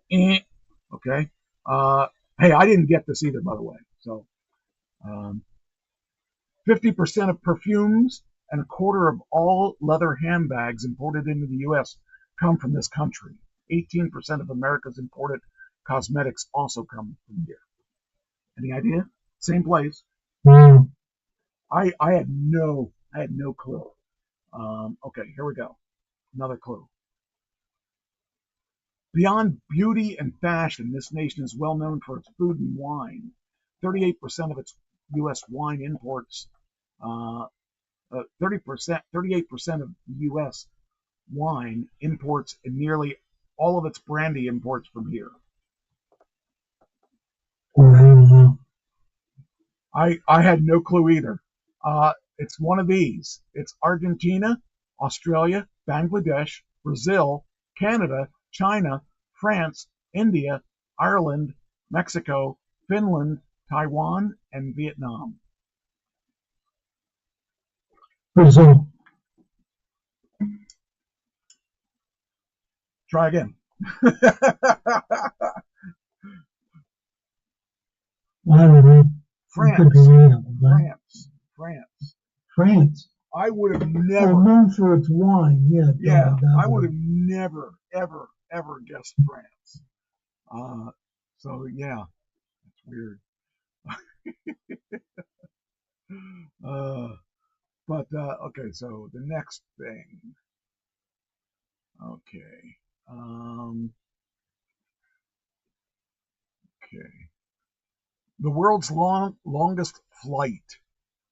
Any idea? 29 hours, and it's from. I just read it today. I know you did. I know you from. know that because you said 29 hours, and I would have never guessed that if it was, the world's longest flight is taking off this December, lasting 29 hours and crossing 12,500 miles. Hey, think about your added miles for that one. It is. Oh, what happened here? That wasn't supposed to happen. It says, what's the longest flight you've ever been on? 8-9 hours, ventured into double digits. Well, you haven't, even if you haven't compared the brand new flight route from Shanghai to Buenos Aires. I just can't imagine being in a flight that long. I would imagine 11 hours to Israel was terrible. Yeah, I think the worst I ever had was, I want to say 10 hours, because I had 2 stops and stuff like that. It was really horrible. I mean, I guess this is I'm assuming this is a continuous flight, right? How do they have that much fuel? I don't know. Maybe, let's see, set to operate twice weekly from December 4th between Pudong International in China and Ministro Pistarini International in Argentina. That's crazy. It's roughly half the circumstance of the entire planet, and will be reportedly claim the title of the world's longest flight. I'm guessing that's one flight. I mean, I'm guessing they don't stop and refuel. But I would not want to do that. There's nothing I need to see that I got to fly 29 hours to see. But anyway, that's that. There's something we started talking about before we went on the air. All right, let's close these windows here and talk about this. This is controversial. Controversy is cash. All right, here we go. So last week, was it last week? He was kicked off the air. Oh, that's not it. Jimmy. Where's my article at? Oh, here it is. So Jimmy Kimmel was kicked off the air, and he is supposed to return to ABC tonight. However, the controversy continues. So whereas Disney says, okay, we may have, jumped the gun and decided to bring him back, decided to cancel him because of all the controversy. So we'll let him, he was suspended for a while, so now we'll let him come back on. The problem is that ABC is owned by Disney. Disney says, hey, we'll bring it back. We maybe jumped the gun a little. And so maybe we shouldn't have done it. But what they didn't seem to understand is that what he did has consequences. Whether or not you believe, whatever you believe. I mean, there are a lot of people. Well, he out and outlawed. Yeah. Because it was known by the time he said what he said, it was known to be true. Oh, was it known at that point? Yes, it was known. Okay. Well, they knew who his partner was. Okay. All right. Well, they knew his partner was transitioning from male to female. They knew that. Well, he kept saying it was a Republican shot him. Yeah, he said it was a MAGA person. Yeah. And so anyway, part of ABC is owned by another group. They're still owned by they're still an ABC group, and they choose their own. It's Sinclair owns a lot of ABC stations, Yeah. and they're saying we're not going to bring them back on. So he did a lot of damage to himself on this because of his talking and accusations. And I understand comedy, I understand free speech. That's not comedy. But yeah, I didn't find it funny at all. But see, some Republicans are upset that he got suspended because it's a free speech issue. Some Republicans are pro-free speech. Yes. And they had an issue that, he's allowed to say stupid stuff. And he's allowed to lie. And I believe that I believe in free speech as long as you're not lying about things. As long as you have facts. But, he was wrong in all the stuff that he did. And that, I feel better now that I know that he lied on purpose. And as far as I'm concerned, it's if it was a parody, if the joke was based on lying, it would be okay because people that write jokes often lie at the punchline, but it's a lie. This is a little different because I think that they just kept, he kept pushing the envelope, and like you said, he knew it was not true. And that's even if he didn't know it's not true, the other thing wasn't true either. Yeah. So I think that that you got to, you made your bed, you got to lie in it. Him getting fired, I don't really have a problem with that because there is a line, and if people don't like the line, they have the right to say something about it. But this was, I thought it was bad taste. I mean, even if I wasn't, even if I had an opinion about what I believed on Republican or Democrat, to out and out say wrong stuff like that, it's wrong because it's not funny. It wasn't funny. There was nothing about it that was funny. Yeah. I forget how long it's been, a year and a half, 2.5 years, but he hasn't booked a conservative on his show for months and months and months and months. He only books liberals, and he doesn't care because his audience is liberal. So he doesn't care if he irritates half the country. Doesn't care. No. And so he can say whatever he wants to say, and that shouldn't be the case. I mean, he's agitating half the country when he says stuff like that. Yeah. I don't know. I just can't understand why you would do that. But it's definitely gonna. The thing is, the other thing that I find interesting is that Kirk has done a Jesus thing here. He is really, truly, honestly bigger than he would have been alive because of this. Brought awareness to a lot of things that he probably wouldn't have if he was alive. I didn't know who he was, Now he believed in free speech, and he believed he didn't hate anybody. Right.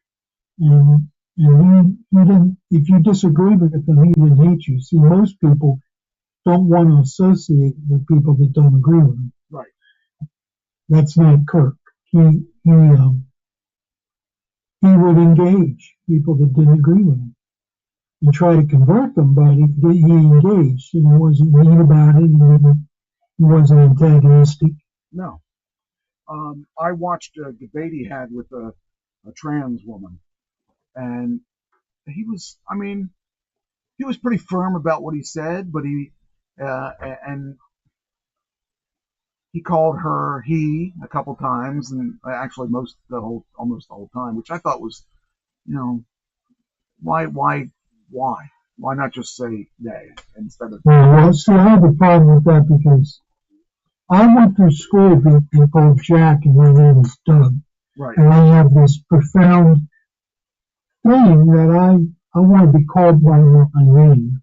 I don't want to be called by my first name. Someone needs to be called by their transgender identity.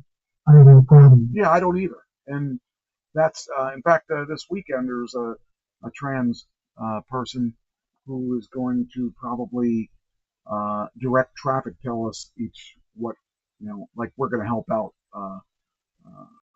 when we're not being, a couple of us are going to help out.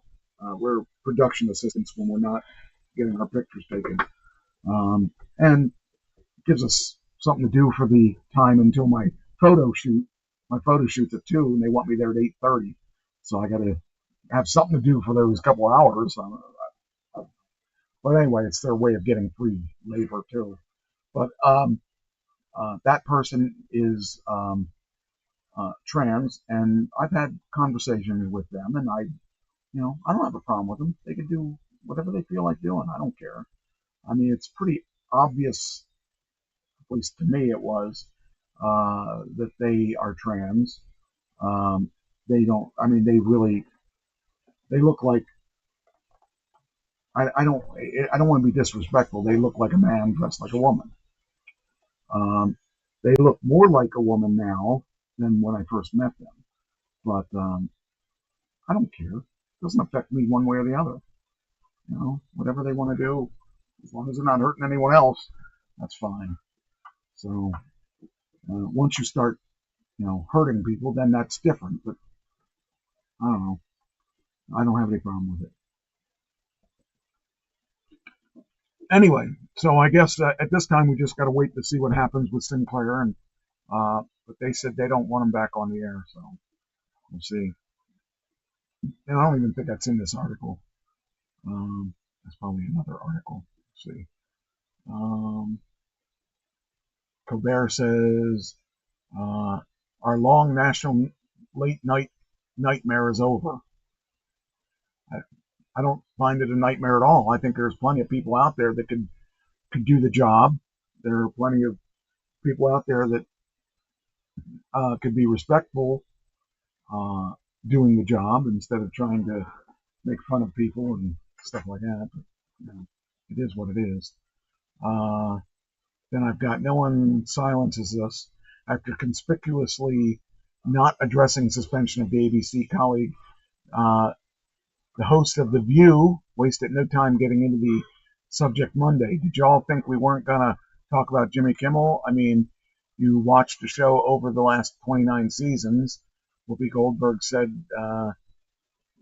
that she added that after the news of Kimmel's suspension broke on September 17th, the show took a breath to see if Kimmel would make a public statement. He has not yet. I believe he did this afternoon. Okay. What did you? Oh, you don't know what I he said? didn't read it. I was too busy preparing for the show, so I didn't get to. Okay. Now the floor is yours. Floor is mine. Well, since we're talking about Kirk, I'd like to talk a little bit about the memorial service. Okay. I don't know if anybody in your audience, our audience, saw it, but it was extremely emotional. Yes. There was one or two political speakers, but most of the politicians and people that spoke about Kirk's faith more than they talked about his politics. Okay. And my belief is that he died because of his faith. He's a Christian martyr. I don't think he died because of his politics. I think he died because of his faith. And he was a strong believer in Jesus Christ. And you knew that when his wife got up to speak. Yeah. I heard about this. Go ahead. She forgave him. She forgave the assassin, the young man, the 22-year-old Tyler. She forgave him. And I've listened to people that have said, for one, Bill O'Reilly said that he would have a hard time forgiving without repentance. And that's not true Christianity. True Christianity is you just forgive. And because Jesus forgave. On the cross, Jesus says, forgive them, for they know not what they do. And Tyler really didn't know what he did. And we're just to forgive. And she forgave. And she's a better man than I am. Yeah. Because I would have issue, trouble forgiving. I was just going to ask you how you would do it. Because I know what I'm supposed to do. Yeah. But I would have a hard time getting there. Sure. So she's miraculous, and she might even do a better job running Turning Point than Charlie did, because she's something. And the other thing I want to say is that a lot of two things. One is they talked a lot about how you become a Christian, and that's repenting of your sin and accepting Jesus Christ as your Lord and Savior. So that's the tone, and they talked. And Tucker Carlson, I think, did the best job of the night in explaining who Charlie was. And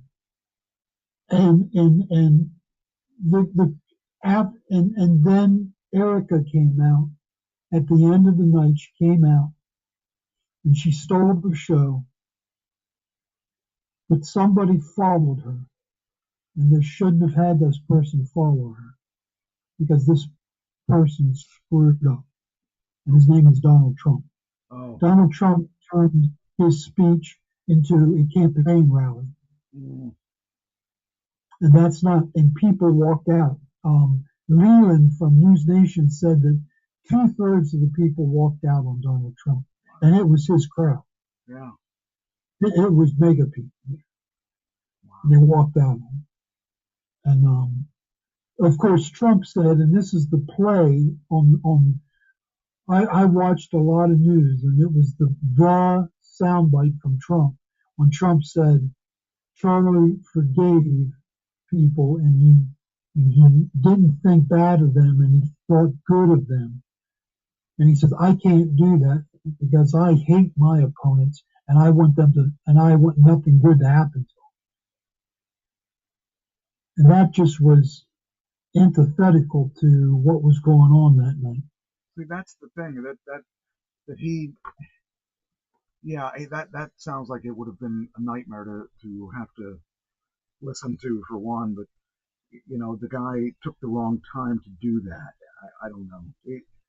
The thing is, if you're really a Christian, like he claims to be, he's not, but I can tell you, I don't know his heart, but I can tell you by his words, he doesn't know the first thing about being a Christian. Right. I believe that. He's Christian friendly. Yeah. But personally, I can't judge Mike. I can't judge what's really going on inside his mouth. But by his mouth, Jesus said you shall know them by their fruit. In other words, you should know them by what they say, by what they say and do. Right. And what Trump says and does is not a belief. He's Christian friendly, like I said. Because Christians, really, youth and Christians put him in office. That's who put him in office. Yeah. And so he's Christian friendly, but I don't think he's a believer himself. But anyhow, he totally, when I say stole the show, I don't mean it in a good way. Yeah, that doesn't sound good at all. And I generally put up with him, right? Because he likes to shoot his mouth off, and it irritates me to know him, and it irritates Patty. We have a hard time with that, part of us.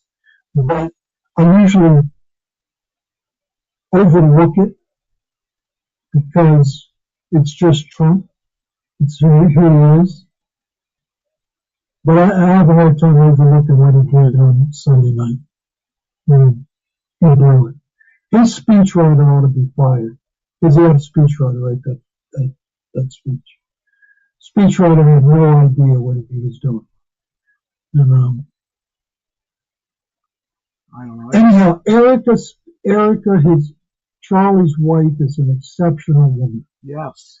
Anyone who can do that would be, I mean, I could not do that. And I think most Americans cannot do that. Yeah. And she's a witness to me because, I say all the time that I know what I'm supposed to do. I have a hard time doing it. Yeah. So this is one of those cases. I don't know if I could do it that quickly. I might be able to do it in a while, but to do it within 11 days of this assassination, it's still raw. Yeah. I don't know. But other than that, Mike, it was a great night. If you were a Christian, a real believer in Jesus Christ, it was a great night. And Charlie was honored. I'm upset with Bill O'Reilly, and I wrote him tonight because Bill O'Reilly said he died because of his politics, and that's not true. He died because our enemy, Satan, wasn't upset because of his politics. He was upset because of his Christianity. And I think that young man, Tyler, not taken over, he didn't possess him, but I think he talked to him, he whispered in his ear, and got him so upset that he killed. And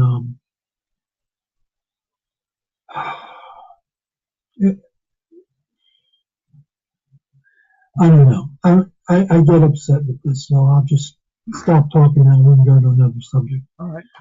But, I want to talk about some things in current events tonight. Okay. Go ahead.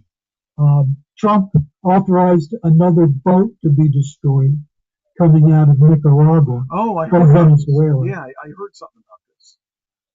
Yeah.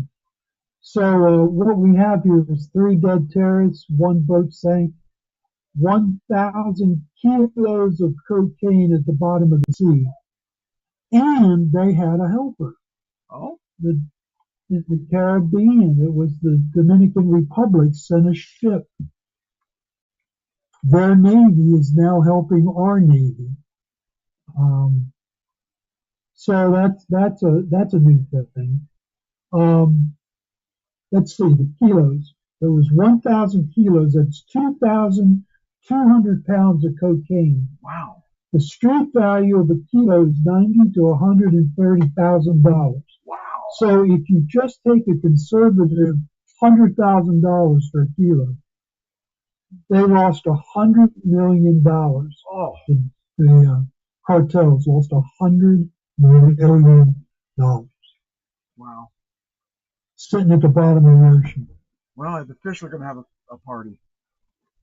And they had some stoned fish. Yeah, you bet.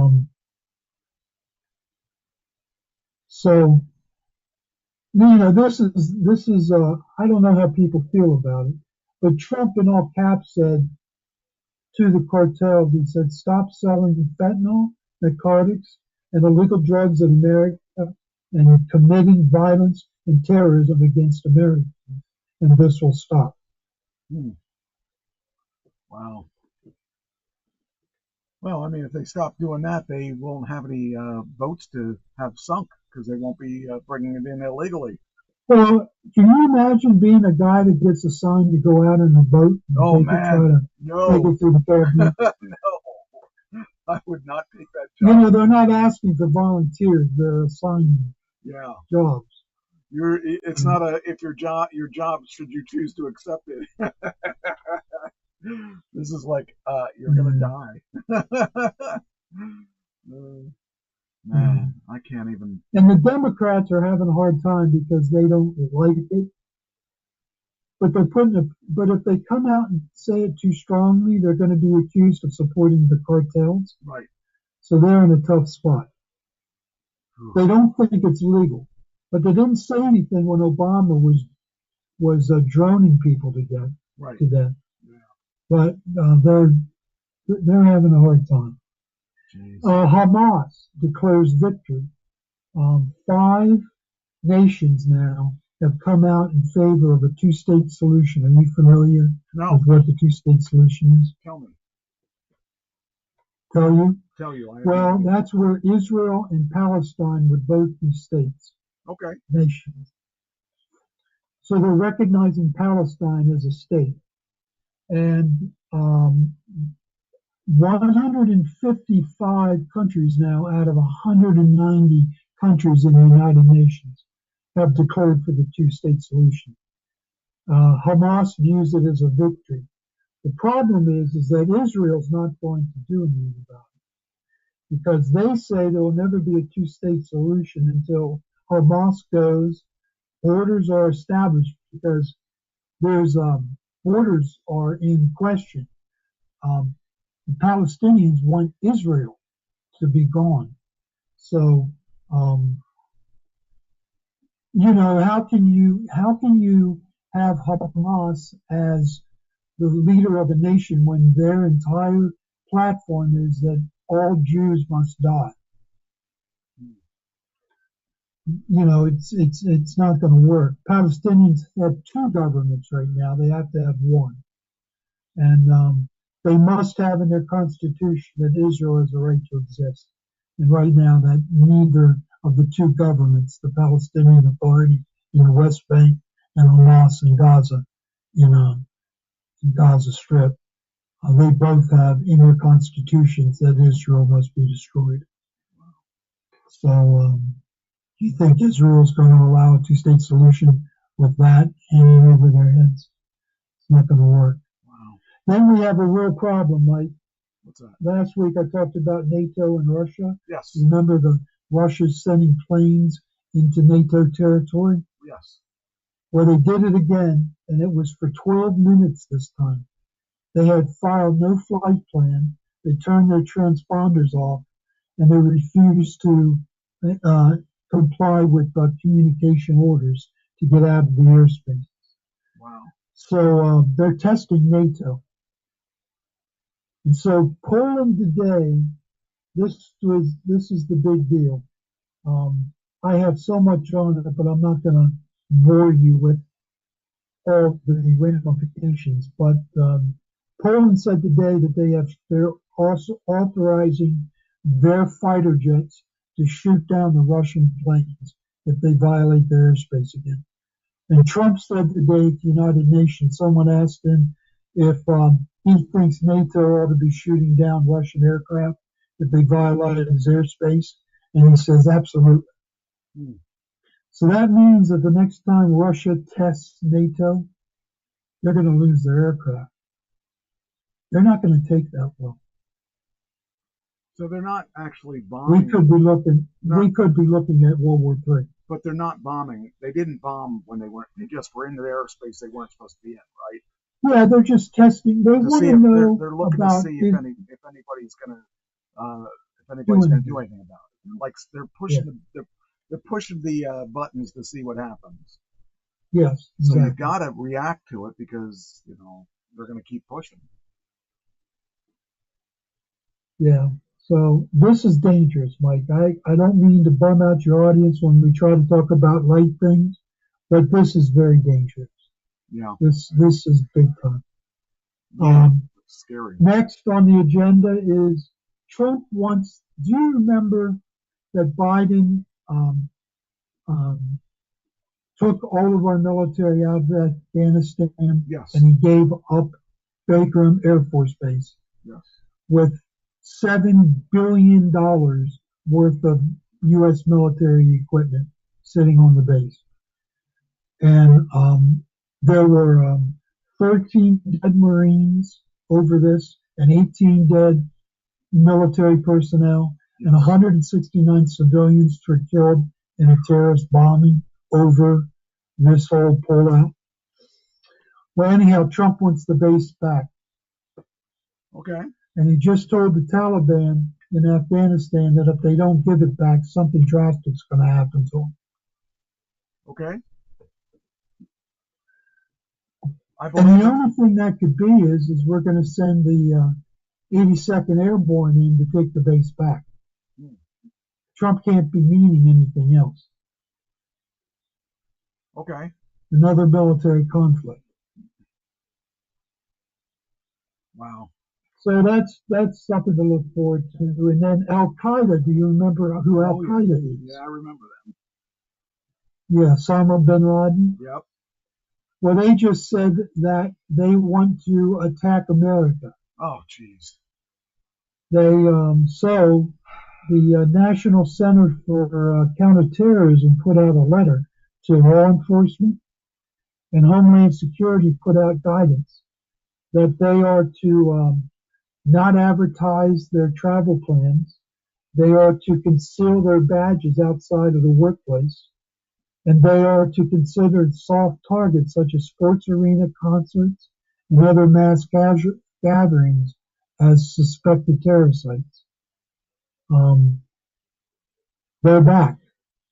Yeah, that's scary because we haven't really heard anything in a while from them. Yeah. So, yeah, that's the scary part. Now, I do have something that's lighthearted here. Let me pull it up.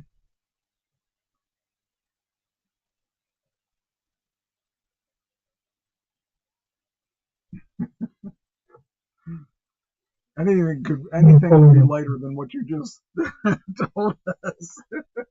What year were you born, Mike? 61. 61. Let me go to 61. Tossing and Turning by Bobby Lewis was the top song that year. Okay. Now, I was born in 55.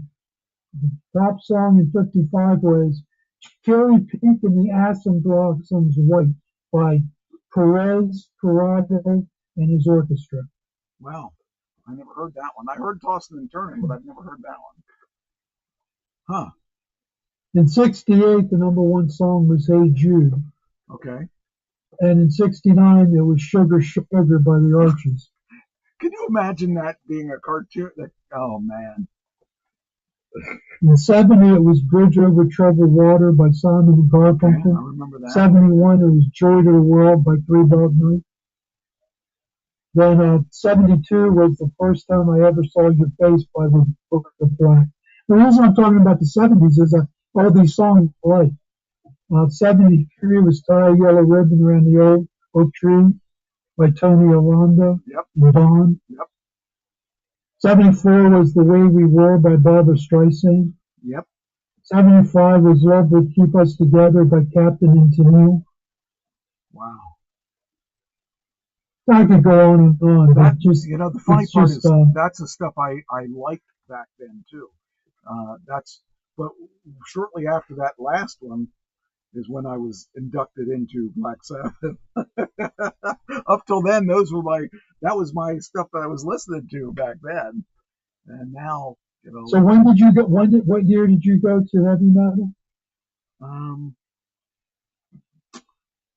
I think it was somewhere around 75 because I couldn't drive yet. I knew I wasn't driving yet, so somewhere around there. Love Will Keep Us Together by Captain and Tennille. I remember that too. You left them. You left Captain and Tennille. I like Captain and How Tennille. dare you? How dare you? It might have been around then. I mean, I just know it was around that time frame is when I first heard my first Ozzy, my first Black Sabbath song, and said, "Wow, there's a whole different world out there." And that I was so pure back then because I didn't really like the heavier stuff. So it's kind of funny to hear it. It's funny that you would bring those songs up. They were a big part of my childhood, though. And in 2023, it's the last year that they put on this list.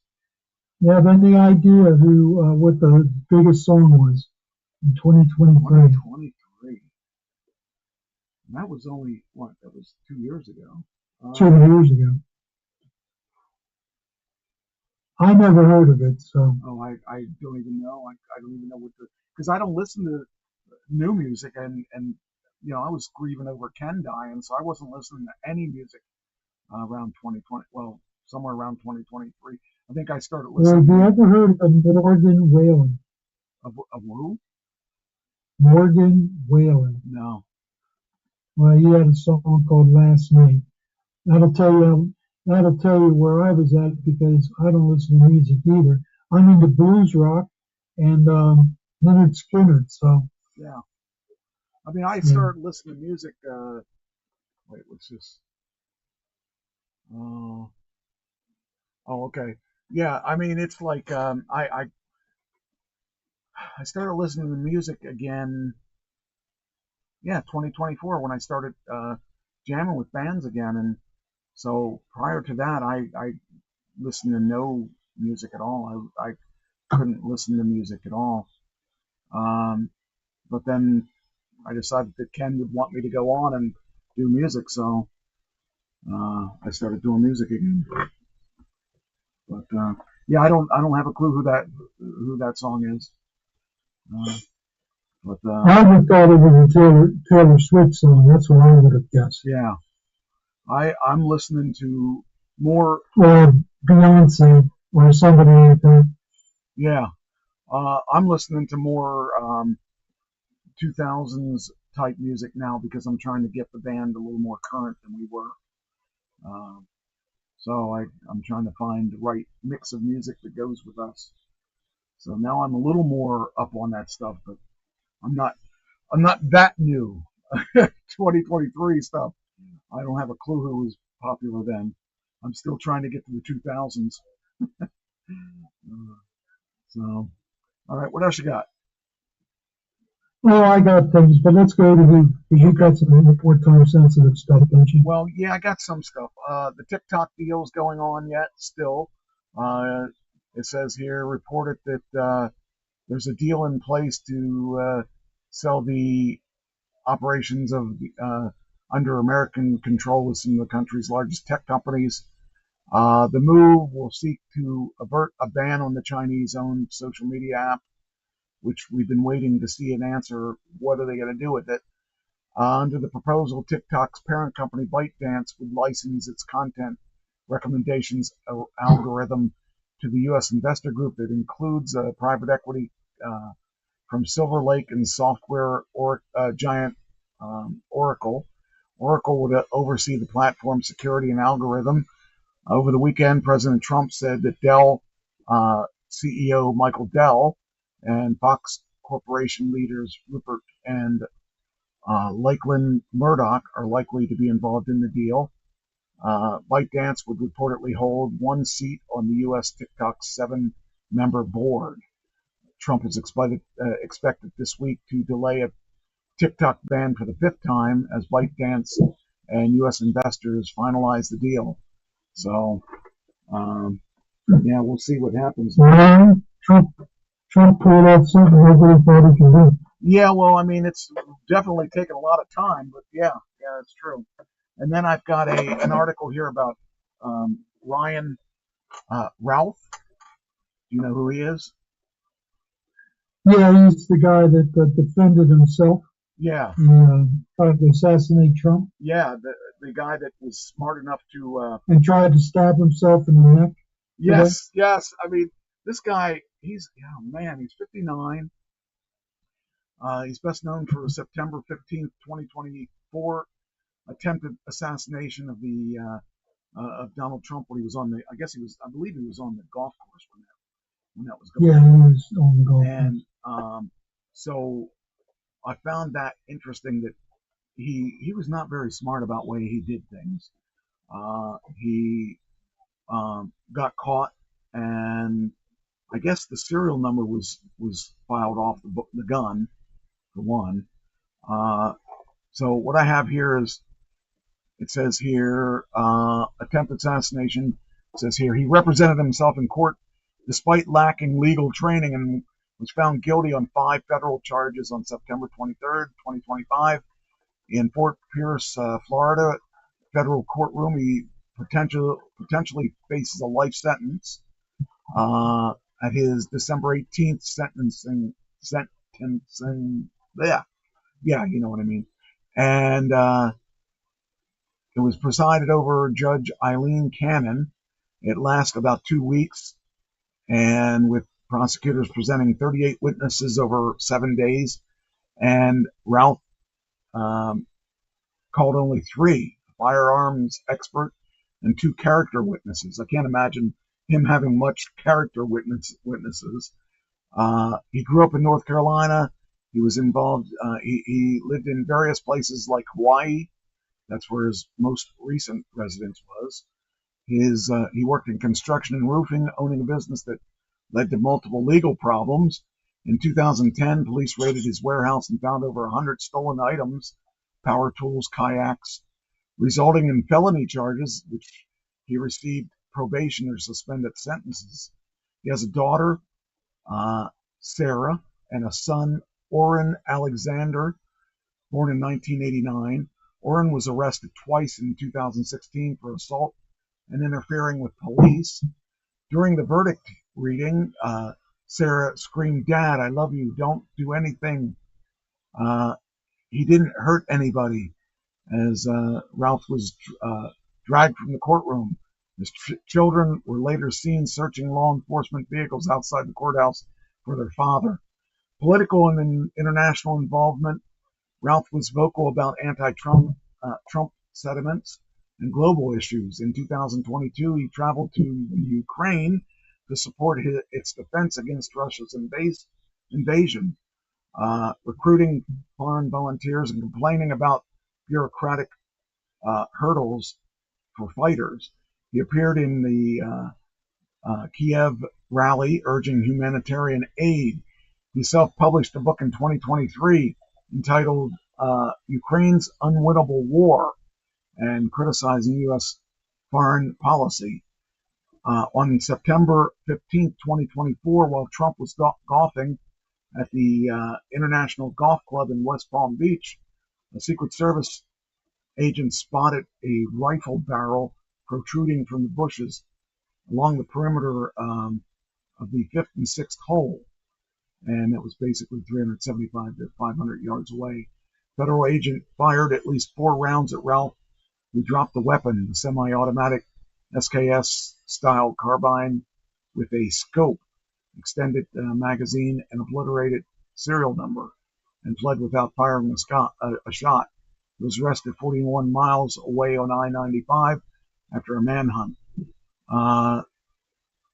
Prosecutors alleged that Ralph meticulously planned an attack for weeks, motivated by political grievances, researched Trump's schedule and golf course layouts, bought the rifle in June 2024, used a dozen burner phones and left a note in his vehicle with a $150,000 bounty offer for killing Trump.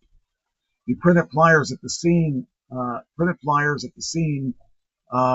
rewards for assassinating Trump or other officials.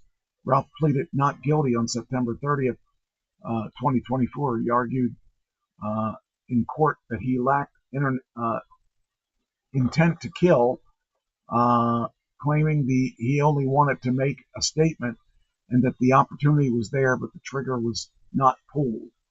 He also suggests that the rifle was too old and inaccurate for the distance. Despite this, the jury deliberated for under 3 hours before convicting him on the following: attempted assassination on a major presidential candidate, assault on a federal officer, possession of a firearm in furtherance of a crime of violence, possession of a firearm and ammunition as a felon, possession of a firearm and with an obliterated serial number, courtroom drama. And immediately after the verdict, Ralph attempted to stab himself in the neck with a pen, and shouting the U.S. Marshals as they subdued him. He sustained non-life-threatening injuries and was hospitalized. The incident halted proceedings briefly with enhanced security plan for future hearings. Ralph also faces separate Florida state charges of terrorism and attempted murder, to which he pleaded not guilty. President Trump reacted to the conviction, stating this was an evil man with an evil intention, and they caught him. Justice was served. U.S. Attorney General Pam Bondi emphasized that the DOJ's stance against political violence, public reaction on X has been swift and polarized, with post mocking Ralph's suicide attempt, celebrating the verdict and linking to broader concerns of political extremism. Ralph's case highlights ongoing U.S. debates on political violence, especially amid Trump's 2024 campaign, which saw another assassination attempt in Pennsylvania. His motives remain under FBI investigation with no confirmed foreign ties. So, yeah, just I don't know. The guy's he's a nice guy. He's a piece of work. Yeah, I was thinking that too. Yeah. He's kids. I just can't imagine being that radical about anything, that you want to kill somebody, and then you stab yourself in the neck with a pen. Is that saying the pen is mightier than the sword, or what is it? I mean, Yeah, that's the. I don't know. His kids are following in his footsteps. So yeah, you can tell by at least the older one, or the son. The son. Yeah, he's a piece of work there. I don't know. I can't understand it. Amazon launches electric robo-taxi, Zooks, with free rides in Las Vegas. The Waymo and Tesla rivals plan to enter the Austin and Miami markets next. Oracle signs an OpenAI deal. OpenAI. Let's try it again. OpenAI signed a $300 billion 5-year cloud computing deal. Oracle shares rose 36% in the best day since 1992. Larry Ellison tops Elon Musk as the world's richest person now. Did you know that? Yeah, I read that. Yeah, that's crazy. Do you know this server farm that they're going to build? It's going to take as much electricity as trying to keep 8 million homes lit. That's crazy. That's just unbelievable. I didn't know that. That's wow. And that's just one of all the server farms that have to be built. Yeah. Here's another one that's kind of cool. Super Mario Brothers is going to have a sequel movie. It's officially getting the it says sequel officially gets a title. The Super Mario Brothers universe with Chris Pratt as the voice of Mario will be released sometime in April 2026, according to the news. It's going to be the Super Mario Brothers 2 movie is the Super Mario Galaxy movie. Now, I'll tell you, one of the funniest things I have ever seen on Saturday Night Live was Chris Pratt being on there when they released the first one. It was just the funniest skit they have done ever, I think. And it was all about him being Mario. It was just really, really well done. I'm watching Chris Pratt right now on the Terminator list. Okay. There's the yeah, he's a good actor. Well, they have a lot of good people in this movie. Of course, Chris Pratt. Princess Peach is Anya Taylor-Joy. I don't know who she is. Luigi is Charlie Day, and if you know anything about Charlie Day, he's a riot. I love. They do the anything. What's that? Philadelphia.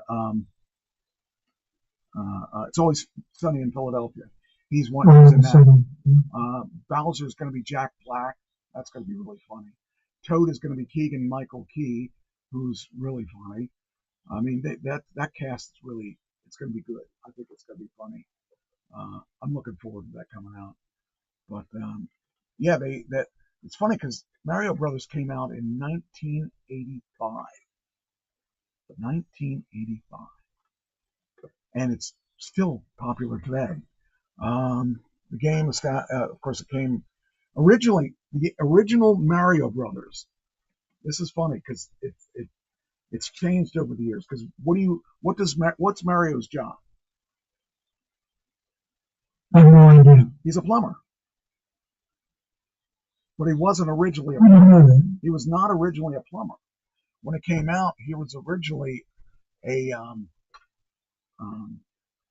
was it a bricklayer? Let me look at this. Here it is. 1980s. The American wing was Nintendo was dying then. The company pursued Popeye franchise, hoping it would develop into an arcade game, and it was really a horrible game. Popeye they used that as a model for the 91 game called Donkey Kong, or the 81 game.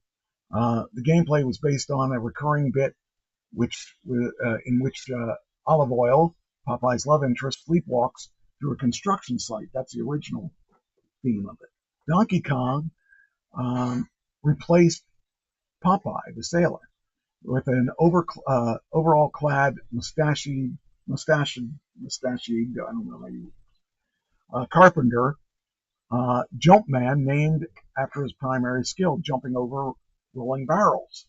When the game was translated into English, Jumpman's name was changed to Mario, a nod to Mario Seagal, the landlord for Nintendo's American office. Donkey Kong was a big success, spawning a sequel and the Mario spin-off, The Mario Brothers, starring Mario and his brother Luigi.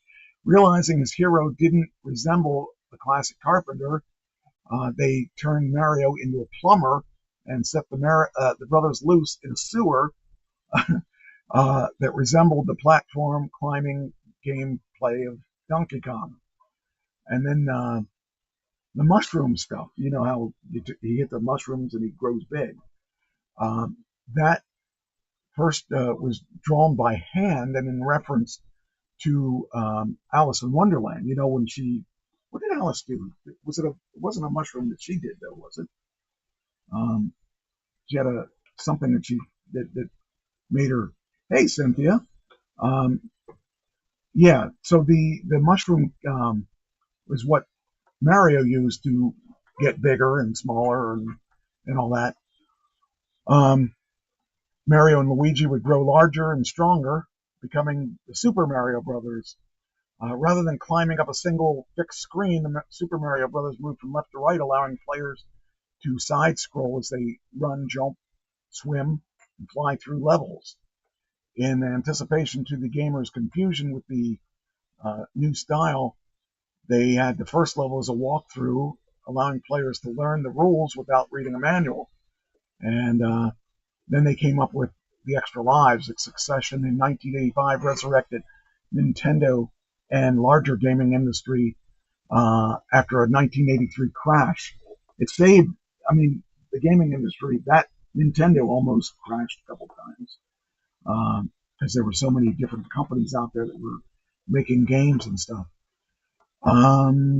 Mario pop culture icon appeared in over 200 games and has his own movies, television series, and other entertainment. Super Mario Brothers kicked off decades of success, not only for Nintendo but also in Japan, which grew into one of the most major cultural exporters through anime, fashion, and music. So, just kind of found that interesting that all that stuff was going on, and with the new, movie coming out, I don't know how much they're going to incorporate into their movie, but I kind of thought it was cool because I was a big game player. So, let's see, what else do I got here? What time we got? Oh, it's 9:30. Wow, time flies. All right. Let's see here. Then we got. Oh, I was going to review. I can hold this review till next week because I don't want to do it right now. I can do it next week. So there's this thing came out on autism, And I don't know how familiar you are with autism. I'm fairly familiar. I know some kids that are autistic. Well, here's what this new report says. And I'm not saying this is true. I'm just saying this is what the report says. Federal officials said yesterday that a possible association between the development of autism and a pregnant individual's use of acetaminophen, the active ingredient common in over-the-counter pain reliever Tylenol. They recommend that pregnant individuals limit the use of the drug to cases such as high fever or severe pain. The FDA said it will update safety labels and all that on acetaminophen. However, the agency added that while there may be an association between autism and the drug, current scientific evidence has not established a causal relationship. Causal. Oh yeah, it is causal. See, I have my monitor's dirty in it. If I move it up just a hair, it says causal. In other words, they haven't proven that it causes this. It's just that it's. And I've seen posts on Facebook where some people post, well, I was pregnant with my kids, and they haven't had this issue, and the one is autistic, but the other one is not. So I don't know. And some studies show no relationship whatsoever. Right. It's not firm science. It says here. It says autism is a developmental condition affecting how people communicate, interact socially, and process information. Reported autism diagnosis in the U.S. have risen since 2000, with about 1 in 31 children and 1 in 45 adults diagnosed today. Factors include improved diagnostic criteria and expanded screening is what they had. So I found that. And there's a whole spectrum. There's a whole spectrum with autism. Yes. So in other words, you can have a mild case of it, right, or you can have a severe case of it. Yes. Yeah. And varying degrees in between. Now this is interesting. So a 71-year-old pulled out a 98-year-old woman out of a house fire. That's gutsy or stupid. I'm not sure which. This guy here, a house was on fire in Maui, has left a person homeless. Though her house is destroyed, the 98-year-old resident is lucky to be alive. A 71-year-old stranger ran into the burning home and carried her out. There was hollering outside, but I couldn't make out what it was. I thought it was school kids. And she and her husband, James, were visiting her sister, and when the home in front of the property went up in flames. The fire broke out around 10:45 a.m., and the two people in their 90s were inside. I saw the smoke first, then I looked over and I saw flames, and it got further over, and there was Betty, the older lady, 95. Betty was hollering, fire, fire. The 98-year-old woman was still trapped inside, and Bruce picked her up and carried her out of the burning home. Jeez, that's crazy. 71-year-old. It's my, I'm almost 70, so that would be me running into a burning building. Yeah. I wouldn't do that in my best health, let alone when I was older. I mean, if there's something that'll kill you, that'll be a fire. I mean, I may be a coward, but I'm alive. And that guy, he went in there. He didn't even think twice about it. Oh, see, there are heroes yet. Or else crazy people. I don't know. Maybe both. Maybe they're both. So, oh man. How much money do you think you need to retire? Not Social Security. I'm talking money. $500,000. That's the number I was told when I retired. That was what you needed. This one here says Americans believe they need $1.5 million in savings to retire. I don't believe you need $1.5 million. I believe. Well, it depends on how high and how old you want to live. Right. see, for me to continue my lifestyle, I basically have the same amount of money as when I was working. So my lifestyle hasn't changed, except that I've gotten busier. So it says here how the average American thinks they need 1.46 million to retire comfortably, according to a new study, but the actual floor for the comfortable retirement varies by state. In West Virginia, for instance, they suggest that you need about 712,921. In Pennsylvania, which is where I'm at, let's see what they say. I guess that's Pennsylvania. I guess Pennsylvania, right? Yeah, no, that's New York. Where's Pennsylvania? It looks like, well, that's not Pennsylvania. That must be Pennsylvania. Okay, 893,000. That's Ohio. Ohio would be, oh wait, that's Pennsylvania. There it is. All right, sorry, Pennsylvania is 961. Ohio is 747,936. Yeah, I think I missed that a little bit. Yeah, and actually the only places that are over a million are Hawaii, and I believe the only other, oh wait, New York is one, and California. Probably Illinois. Let's look at Illinois. Illinois is not. It's not. But the other one is California. So, California. Yeah, they're. Yeah, no, it would depend there on is. part of California. Wait a minute. Looks like there's another one. Looks like it's not Vegas. What is that? Which one is that? Oh, Colorado. Colorado? Is that Colorado? I think it's Colorado. Wait, that's not the one. That's not. Hawaii. Yeah, Hawaii is the one. Well, Colorado's almost there. It's at 934. So, yeah. There's a bunch of them in the 900s, though. Washington's 967. Oregon's 923. So, yeah. I think I'll stay where I'm at. Well, mine's almost 900, though. Wait, where are we at here? Oh, wait, I'm looking at the wrong one. That's mine. Mine's 840. Mine's 840, yours is 747. So, yeah. It was only 600 a couple of years ago when I was getting ready to retire. So, it's going up quite a bit since then.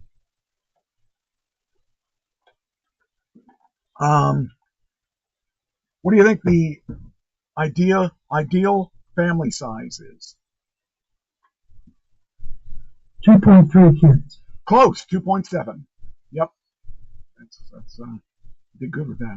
I didn't know. I wouldn't know because I have none. I have 0. I forget what this one was. Oh, see, if you only replicate yourself, the country's not going to grow. You got to have one. You got to have more than yourself. But we don't need more people. There's too many people already.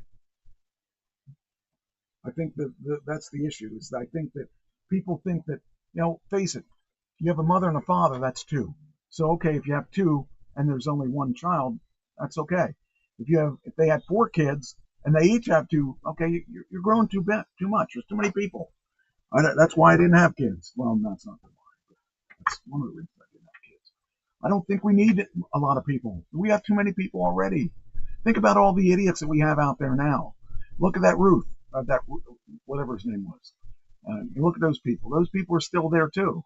So I don't think we need any more people. I think we should cut down. We should be like China. You can't have any more kids. So I don't know. Let's cut it down so that we have less people in this world. I don't know. That's my opinion. Not necessarily that of anybody else's opinion. Why are there microchips in credit cards?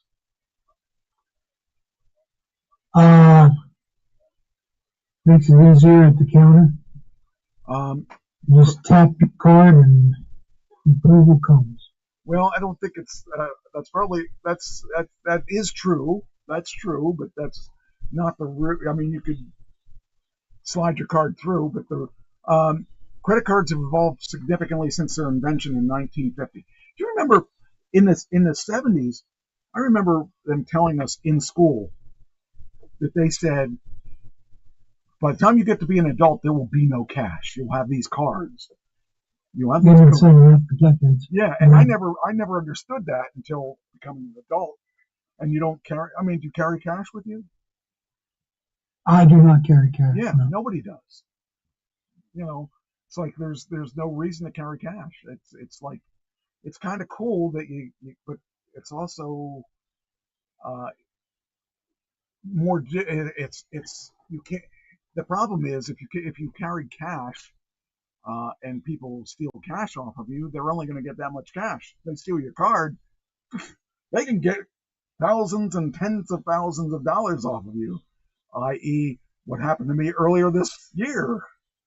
Yeah, you're a prime example. Yeah, even though they didn't. Do you remember when it hurts, though, when you're sitting in a church and they pass the plate and you just pass it on by?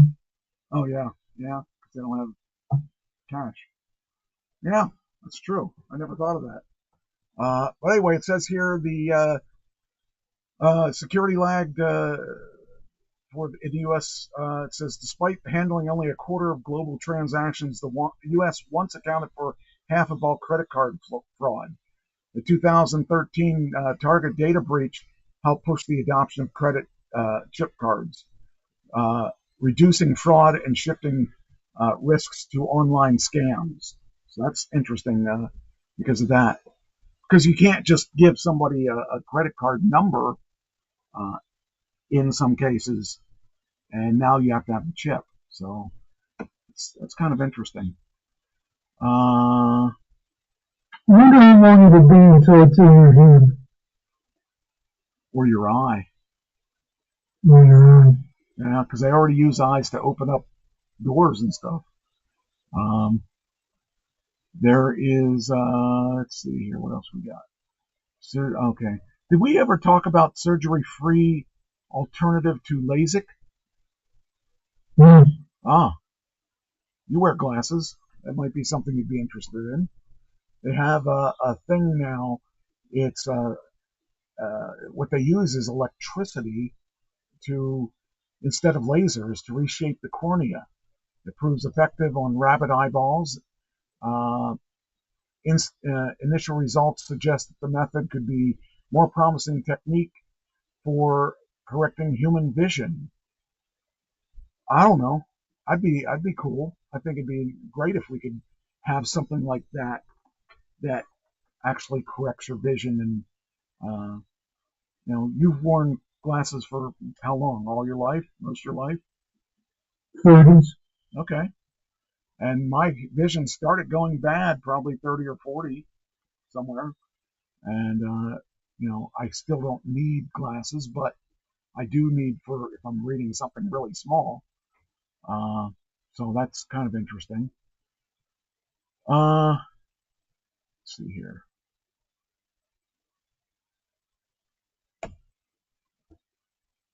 Do you have anything else, by the way? Well, I got a lot of stuff, but you want to talk about the choosing? You want to talk about I didn't want to do that because we only have 15 minutes, and I know it's going to take longer. We could. I mean, if you wanted to, we could. I could jump into that. I mean, we have as long as we want.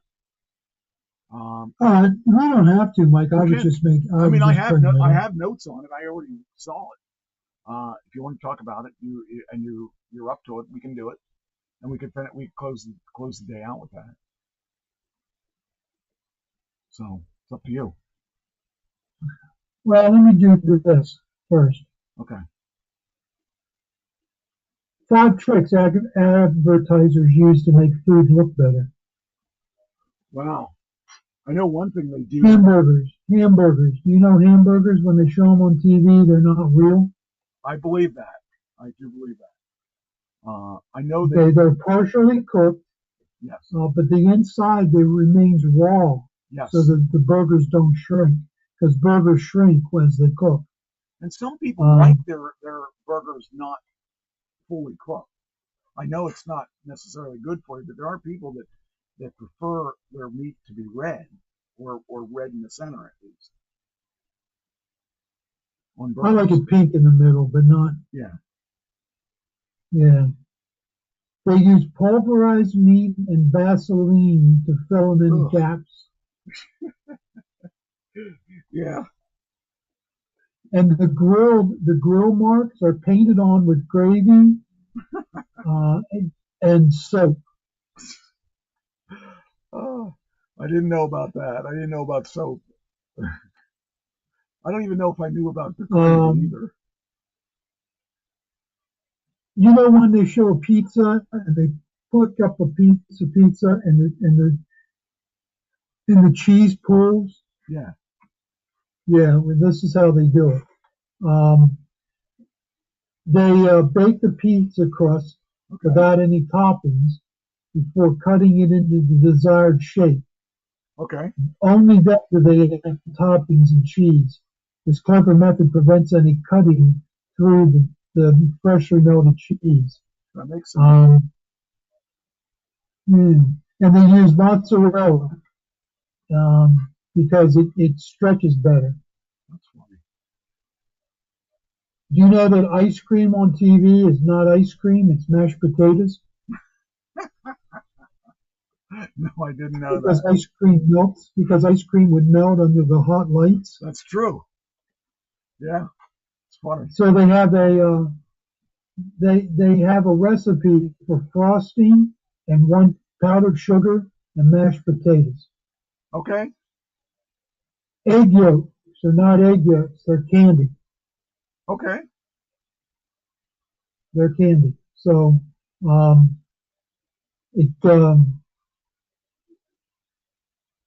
yeah, because the egg yolks would change colors. It's sitting under the lights. Yes, that makes sense. Pancakes. Okay. Are cardboard. They're cardboard. You can't eat them. Okay, I didn't know that either. Yeah. A lot of these are ones I don't know. I've heard of other ones, but I'm trying to think what the other ones are that I've heard. But that's funny.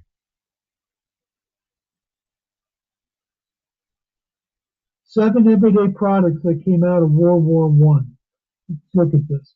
Wristwatches.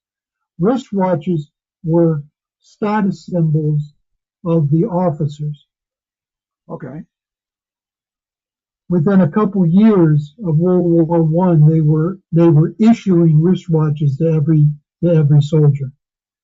But it was a status symbol in the beginning, and then it caught on in the general public when the warriors came back.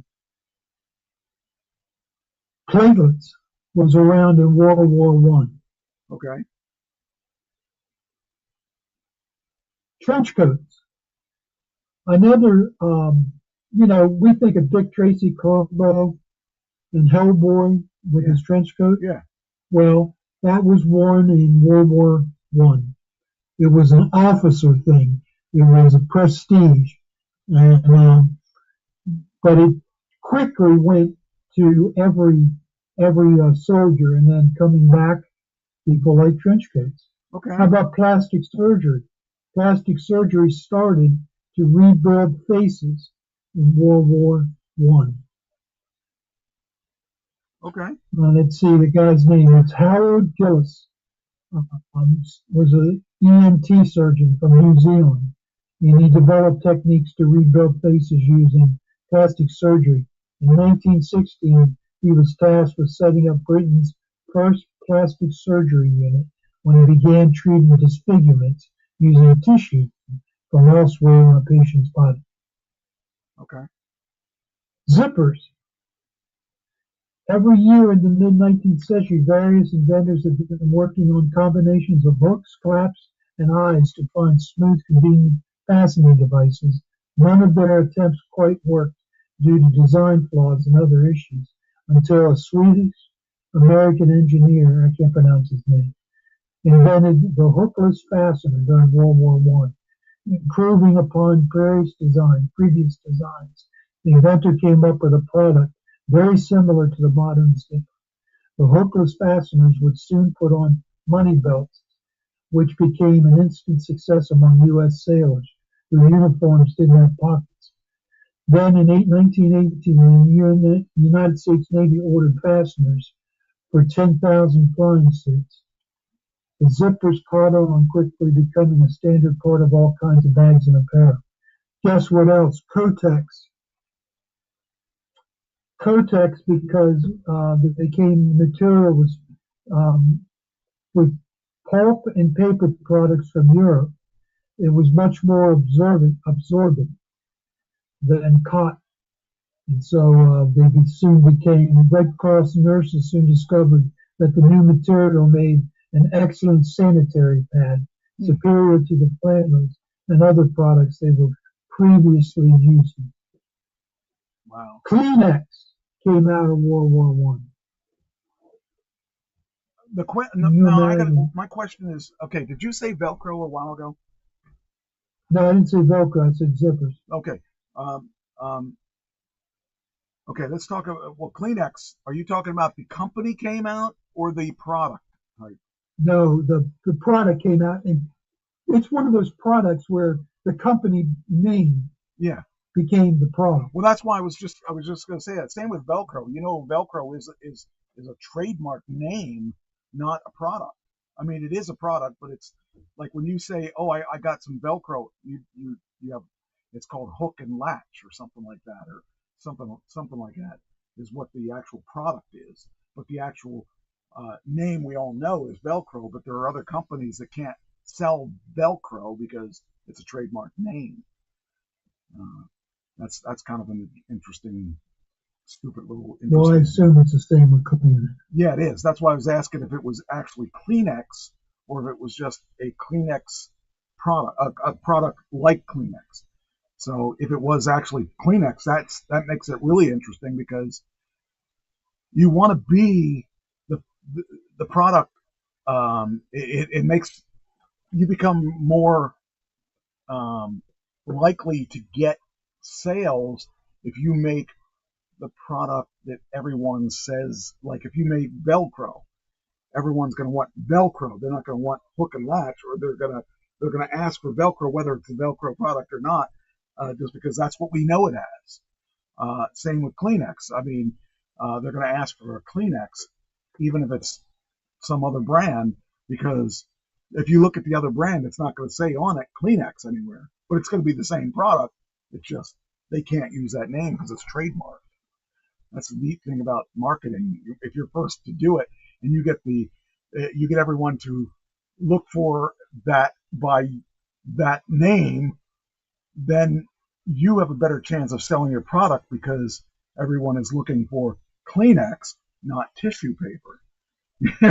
You don't go in and say, "Hey, I need some tissue paper." You go in and say, "I need some Kleenex." And regardless of what brand it is, it's not going to be a Kleenex if it's not the Kleenex company, but it'll be the same product in another box and under another name. So it's best to get your name established. So it has to be first. Yes, yeah. or at least most popular. So.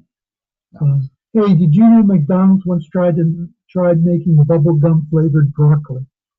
Did I know? There was, I think, I might have saw that today. I don't know. It was something like that. No, I didn't know that. Did you know the Marlboro Man never smoked? Well, he was just from there. He was just from Marlboro, wherever that is. There's an example of something too, because I mean, it's probably named after a place, but it might not be. I don't know. It's hard to say. I mean, would you have picked that name? I mean, that would be. I used to hate that name because I never knew how to pronounce it when I was a kid. Like, what is it? You know. But anyway. Did you know the Mall of America is owned by Canadians? I'm not surprised. So what do you think Lamborghini began making what? Oh, what did they? Just take a guess. They made tractors, wasn't it? Was it tractors? Yes, tractors. Yeah. They started out making tractors. Yeah, it was something like that. I was trying to remember if it was tractors or if it was, there was a company that made some sports car that was originally making war vehicles. That's why I was trying to remember if that was Lamborghini or not. but I knew Lamborghini. I kind of remember reading something about Lamborghini starting out not making sports cars. You know that every Lamborghini is handmade. Yeah. And you have to order it, and it takes a couple months to get it. And you have to pay a nice low price for it. Yes, but that's because everything is hand tooled in a Lamborghini. So. And lastly, did you know that Pringles inventor Frederick Barr's ashes were buried in a Pringles can? I didn't know that, but I can't tell you I'm surprised. I'm not surprised about that. But that's got to be a big can, because I know when Pam was cremated, it was a big bag of ashes, and I still have the majority of them. And I spread those ashes everywhere she said she wanted them spread. And I still have a lot of ashes. That's cool. Well, here's something that I find to be altruistic. This is cool. Volvo gave away their seatbelt patent to save lives. That's cool. That's very cool. I didn't know that. You don't find too many companies that are going to give away their patent. Yeah. Yeah, I believe that. That's pretty cool, though. I didn't know that. Yeah. It took the editors of the Oxford English Dictionary 5 years just to reach the word ant.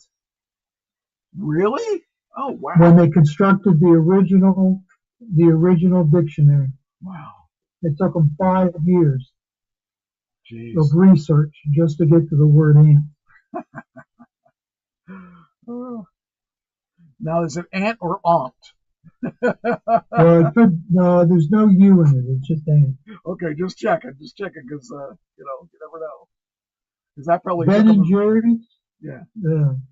Ben and Jerry's learned how to make ice cream by taking a $5 correspondence course. Well, they didn't ask for their money back. Any idea what Pepsi was originally called? Brad's drink. Oh, Brad's drink. Okay, that's not at all where I would have gone with that. Okay. You know what? IKEA, do you think that's a name or an acronym?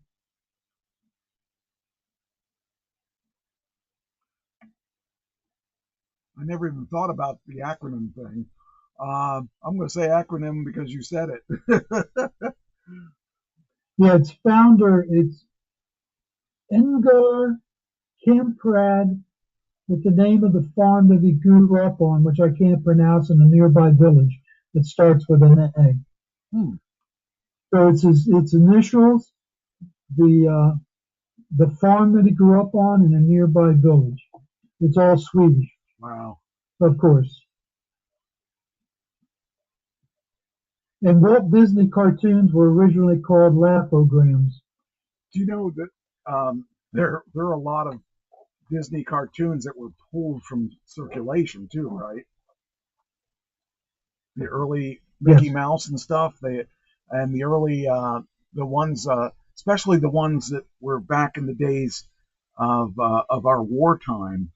A lot of those had Nazis, and a lot of them were racist. A lot of the early Mickey Mouse were racist against the colored people of color. And they had to pull them because they were so racist. They offended everybody. So we'll never get to see a lot of that stuff again. I do see some of the stuff showing up on YouTube. Some people get these cartoons. I don't know where they get them from, but they were kids. They were cartoons I saw as kids, and I thought, oh, well, that was okay back then. I mean, but I didn't realize that it was racist back then. And so a lot of those things, you can't even watch them anymore. Even Dudley Do-Right. I saw some cartoons why certain Dudley Do-Right stuff was taken off the air, and you can't watch them anymore. A lot of them. But there was some stuff like that. They had, I mean, especially back on World War probably II, I would imagine. The stuff was really really obnoxious. It was. It was. I'm glad they took it off because some, kids today wouldn't understand why they would ever be allowed to put that stuff out. But there was some stuff they had done with Hitler. Some of the stuff that they had done with Hitler in cartoons, it was really obnoxious as crazy. I mean, really, really offensive. So yeah, that doesn't surprise me though. Yeah. Guinness World Records started out as a Guinness brewery promotion intended to help settle bar bets. Really? Oh, that's cool. Do you know that on America's Got Talent, they bring in the world record people and they actually certify certain things if they make the world record on that? Huh, I didn't know that. Yeah. That's crazy. Chef Boyardee is a real person. Yes, I think I knew that. Starbucks coffee was almost called Cargo House. Oh, okay. I can't imagine that would have made it though. But Starbucks is a weird name too, but not as weird as that. But it is a kind of a weird name for a coffee. About 200 feral cats roam Disneyland where they help control rodents. That, I think I heard that before. Yes, I believe that.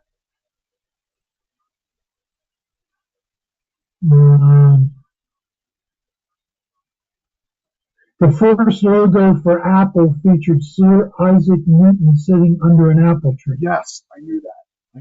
You knew that one? Yes. Okay. I knew a lot about Apple back then because I was one of the earlier adopters. And I knew stuff. Some historians consider Cracker Jack America's first junk food. How many blockbusters are left? One. Well, there was one left in Seattle, I think. Oregon. Bend, yeah. Oregon. Are they still there? Are they still good, man? Are they still around? I mean, is that still? Is that one still around? Yeah. Okay. Still around. I knew there was like the only one left was still on the West Coast. That one on the Northeast, the Pacific Northwest. Pacific Northwest. That's about it. So did we actually? We never actually did the Beatles, did we? For the music? No, we didn't. I hadn't, for some reason I made notes up for the Beatles and I thought we could talk about them one of these weeks. Not this week necessarily, but I wasn't sure. Let's do it next week. Let's do it next week. I'll read up on it too. Okay. There was a good special on. Oh, that's what it was. I started watching that special on Peacock that was on the Beatles, but it turned out to be on Sgt. Pepper instead of the Beatles. And I wanted to talk about the Beatles and not Sgt. Pepper. That's why I had that thing together. So I just wanted to know because if I was going to delete it if we already talked about it. I couldn't remember if we talked about it or not. I don't think we talked about it. We talk about so much stuff. I watched that. We talked about watching the special, I think, but we didn't talk about the Beatles. Yeah, I thought so. I thought the Beatles were still not done yet. So that's one I definitely want to talk about them, even though I think where we got was we both talked about, and I thought you were a big Beatles fan because Here Comes the Sun, and and you turned out to be not as big of a fan as I thought you were. And that's funny because I was not a big Beatles fan. My brother played their music nonstop when we were young, and I hated the Beatles because I had to listen to them a lot. And I mean, I appreciate them, but I did not want to listen to their music all the time. There was something that I wanted to. Let's see here. What was it? Beatles? What was it? Anyway, so yeah, if we want to talk about Beatles, we could talk about the Beatles next week. And I'm glad that we didn't talk about them. I couldn't remember if we did or not. So we'll talk about the Beatles. We'll talk about The Chosen. I've got some things that we could also talk about that we could throw in there too. That other stuff. We could pick a band and just, pick a band a week or whatever that we could just figure out. Pick somebody that you like or somebody that you don't like or someone that you would like to like. And we can maybe just continue with maybe not as long as stuff that we were doing before because we had the notes, but some of those we didn't take too long. But the Beatles kind of are important because of what they've contributed. Actually, did you ever see on YouTube they have a thing where Google does a questionnaire that the most searched things, and I saw one with Paul McCartney where he did does Paul, and then you pull off the thing like this. Does Paul do this? Does this? Did you ever see that? Yeah. Okay, it's a pretty neat thing. But they do all kind. It's not just musicians. It's actors. It's just different people that do different things that are popular or that are known. And I've seen some pretty good things of those. So I'll get you. I'll try to remember to get you a link to show you what I'm talking about. It's really cool. The one on Paul McCartney was pretty good because one of the questions was, did Paul McCartney or did the Beatles get along with? That was the question. Did the Beatles get along with? And then you pulled the strip out, and it was Elvis, and they were, of course, they were real good friends with Elvis, and he said that we became less of friends once we outsold him. So, it's all about the money. Yeah, that's the way it is.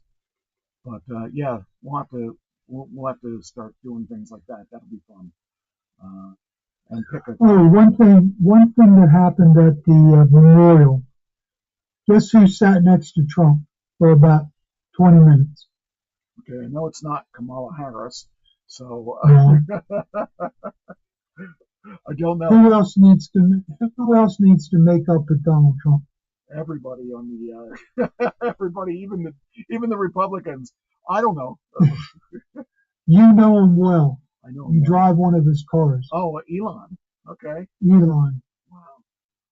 They shook hands and hugged each other. Or they shook hands and tapped each other, and I guess they're about ready to make up. Well, to be honest with you, I don't believe that they ever fought. I believe I believe that they didn't fight for real. I believe that they were doing that for publicity. I think that Elon needed to distance himself, and I think Donald was smart enough to realize that he's going to help Elon get back his stuff. And get back his business. Yeah, I believe tanking. Because he really. By the way, how is your asset? I'm sitting pretty on my stock right now. It's $120,000 worth of stock. It was 70. It's doing real well. That's not bad at all, Mike. I could actually sell it and buy a brand new car with cash. So I'm not ready to sell it yet because I want to buy the next version of whatever it is I get. I got to make a decision real soon on what I'm going to get. I don't know. Because I've got a couple different versions of things I could do. I'm actually going to wait till the rebate runs out so that I see what they do with the incentives. I'm a little late. It had to be the end of this month. It's before the incentives all go away. So, but I'm not going to release it. There's a slight chance that I'm going to lease it, but it's really slight. Because the only way I would lease it is if I got equity in the car. In other words, I put a big down payment down so I don't have a $1,680 payment a month. So I want to buy my next car, though. I don't want to have to pay payments. But I also want free charging for life, which they're offering now. So I'm hoping that I don't screw myself by not doing it now. I'm hoping it goes to the end of the year. Well, as of October 1st, they're going to have to do something because they're going to have some kind of deal that's special Yep. and cost effective for people. Yep. I mean, right now I can return it and drive the other Tesla that we got, and take my time. That's the reason I bought that other car, because once I'm done finding another one, then Christine's going to have it, all the time. But she's driven it. I've only driven it like a few times, and that's just around here, because I've driven it from the top of the property to the bottom of the property to charge it. That's about it. I haven't driven it much more than that. But I keep telling her, okay, so what I'll do is I'll get my new car, and then as we drive, as we go and see what's going on, I'll have the full self-driving and the free charging for life. And then when they come out with the new car that I want, I'll buy something else, and then I'll give you that car. She goes, well, I want to keep my blue car. I said, the blue car is not as, it doesn't have as many features as the new car. And so we were talking about that. It was just kind of funny. But I don't know. I got to make a decision soon, because my time's almost up. Got one more month, and I don't know what I'm going to do. But the rebate ends at the end of this week, or it ends next week. So Next week. yeah, I kind of waited too long. I probably should have jumped on it, but hey, we'll see. Last time that came around, I didn't have. I bought this car a month before the incentives, and the incentives were good. I was mad because I bought it too early. So now I'm going to be right at the end of the year, where they're going to try to sell some cars, especially since the mess with Trump screwed up the sales. So I'm thinking they're going to put on extra incentives because of that. That's why I didn't make any purchase. Plus, I don't want to buy a car that doesn't have anything new on it.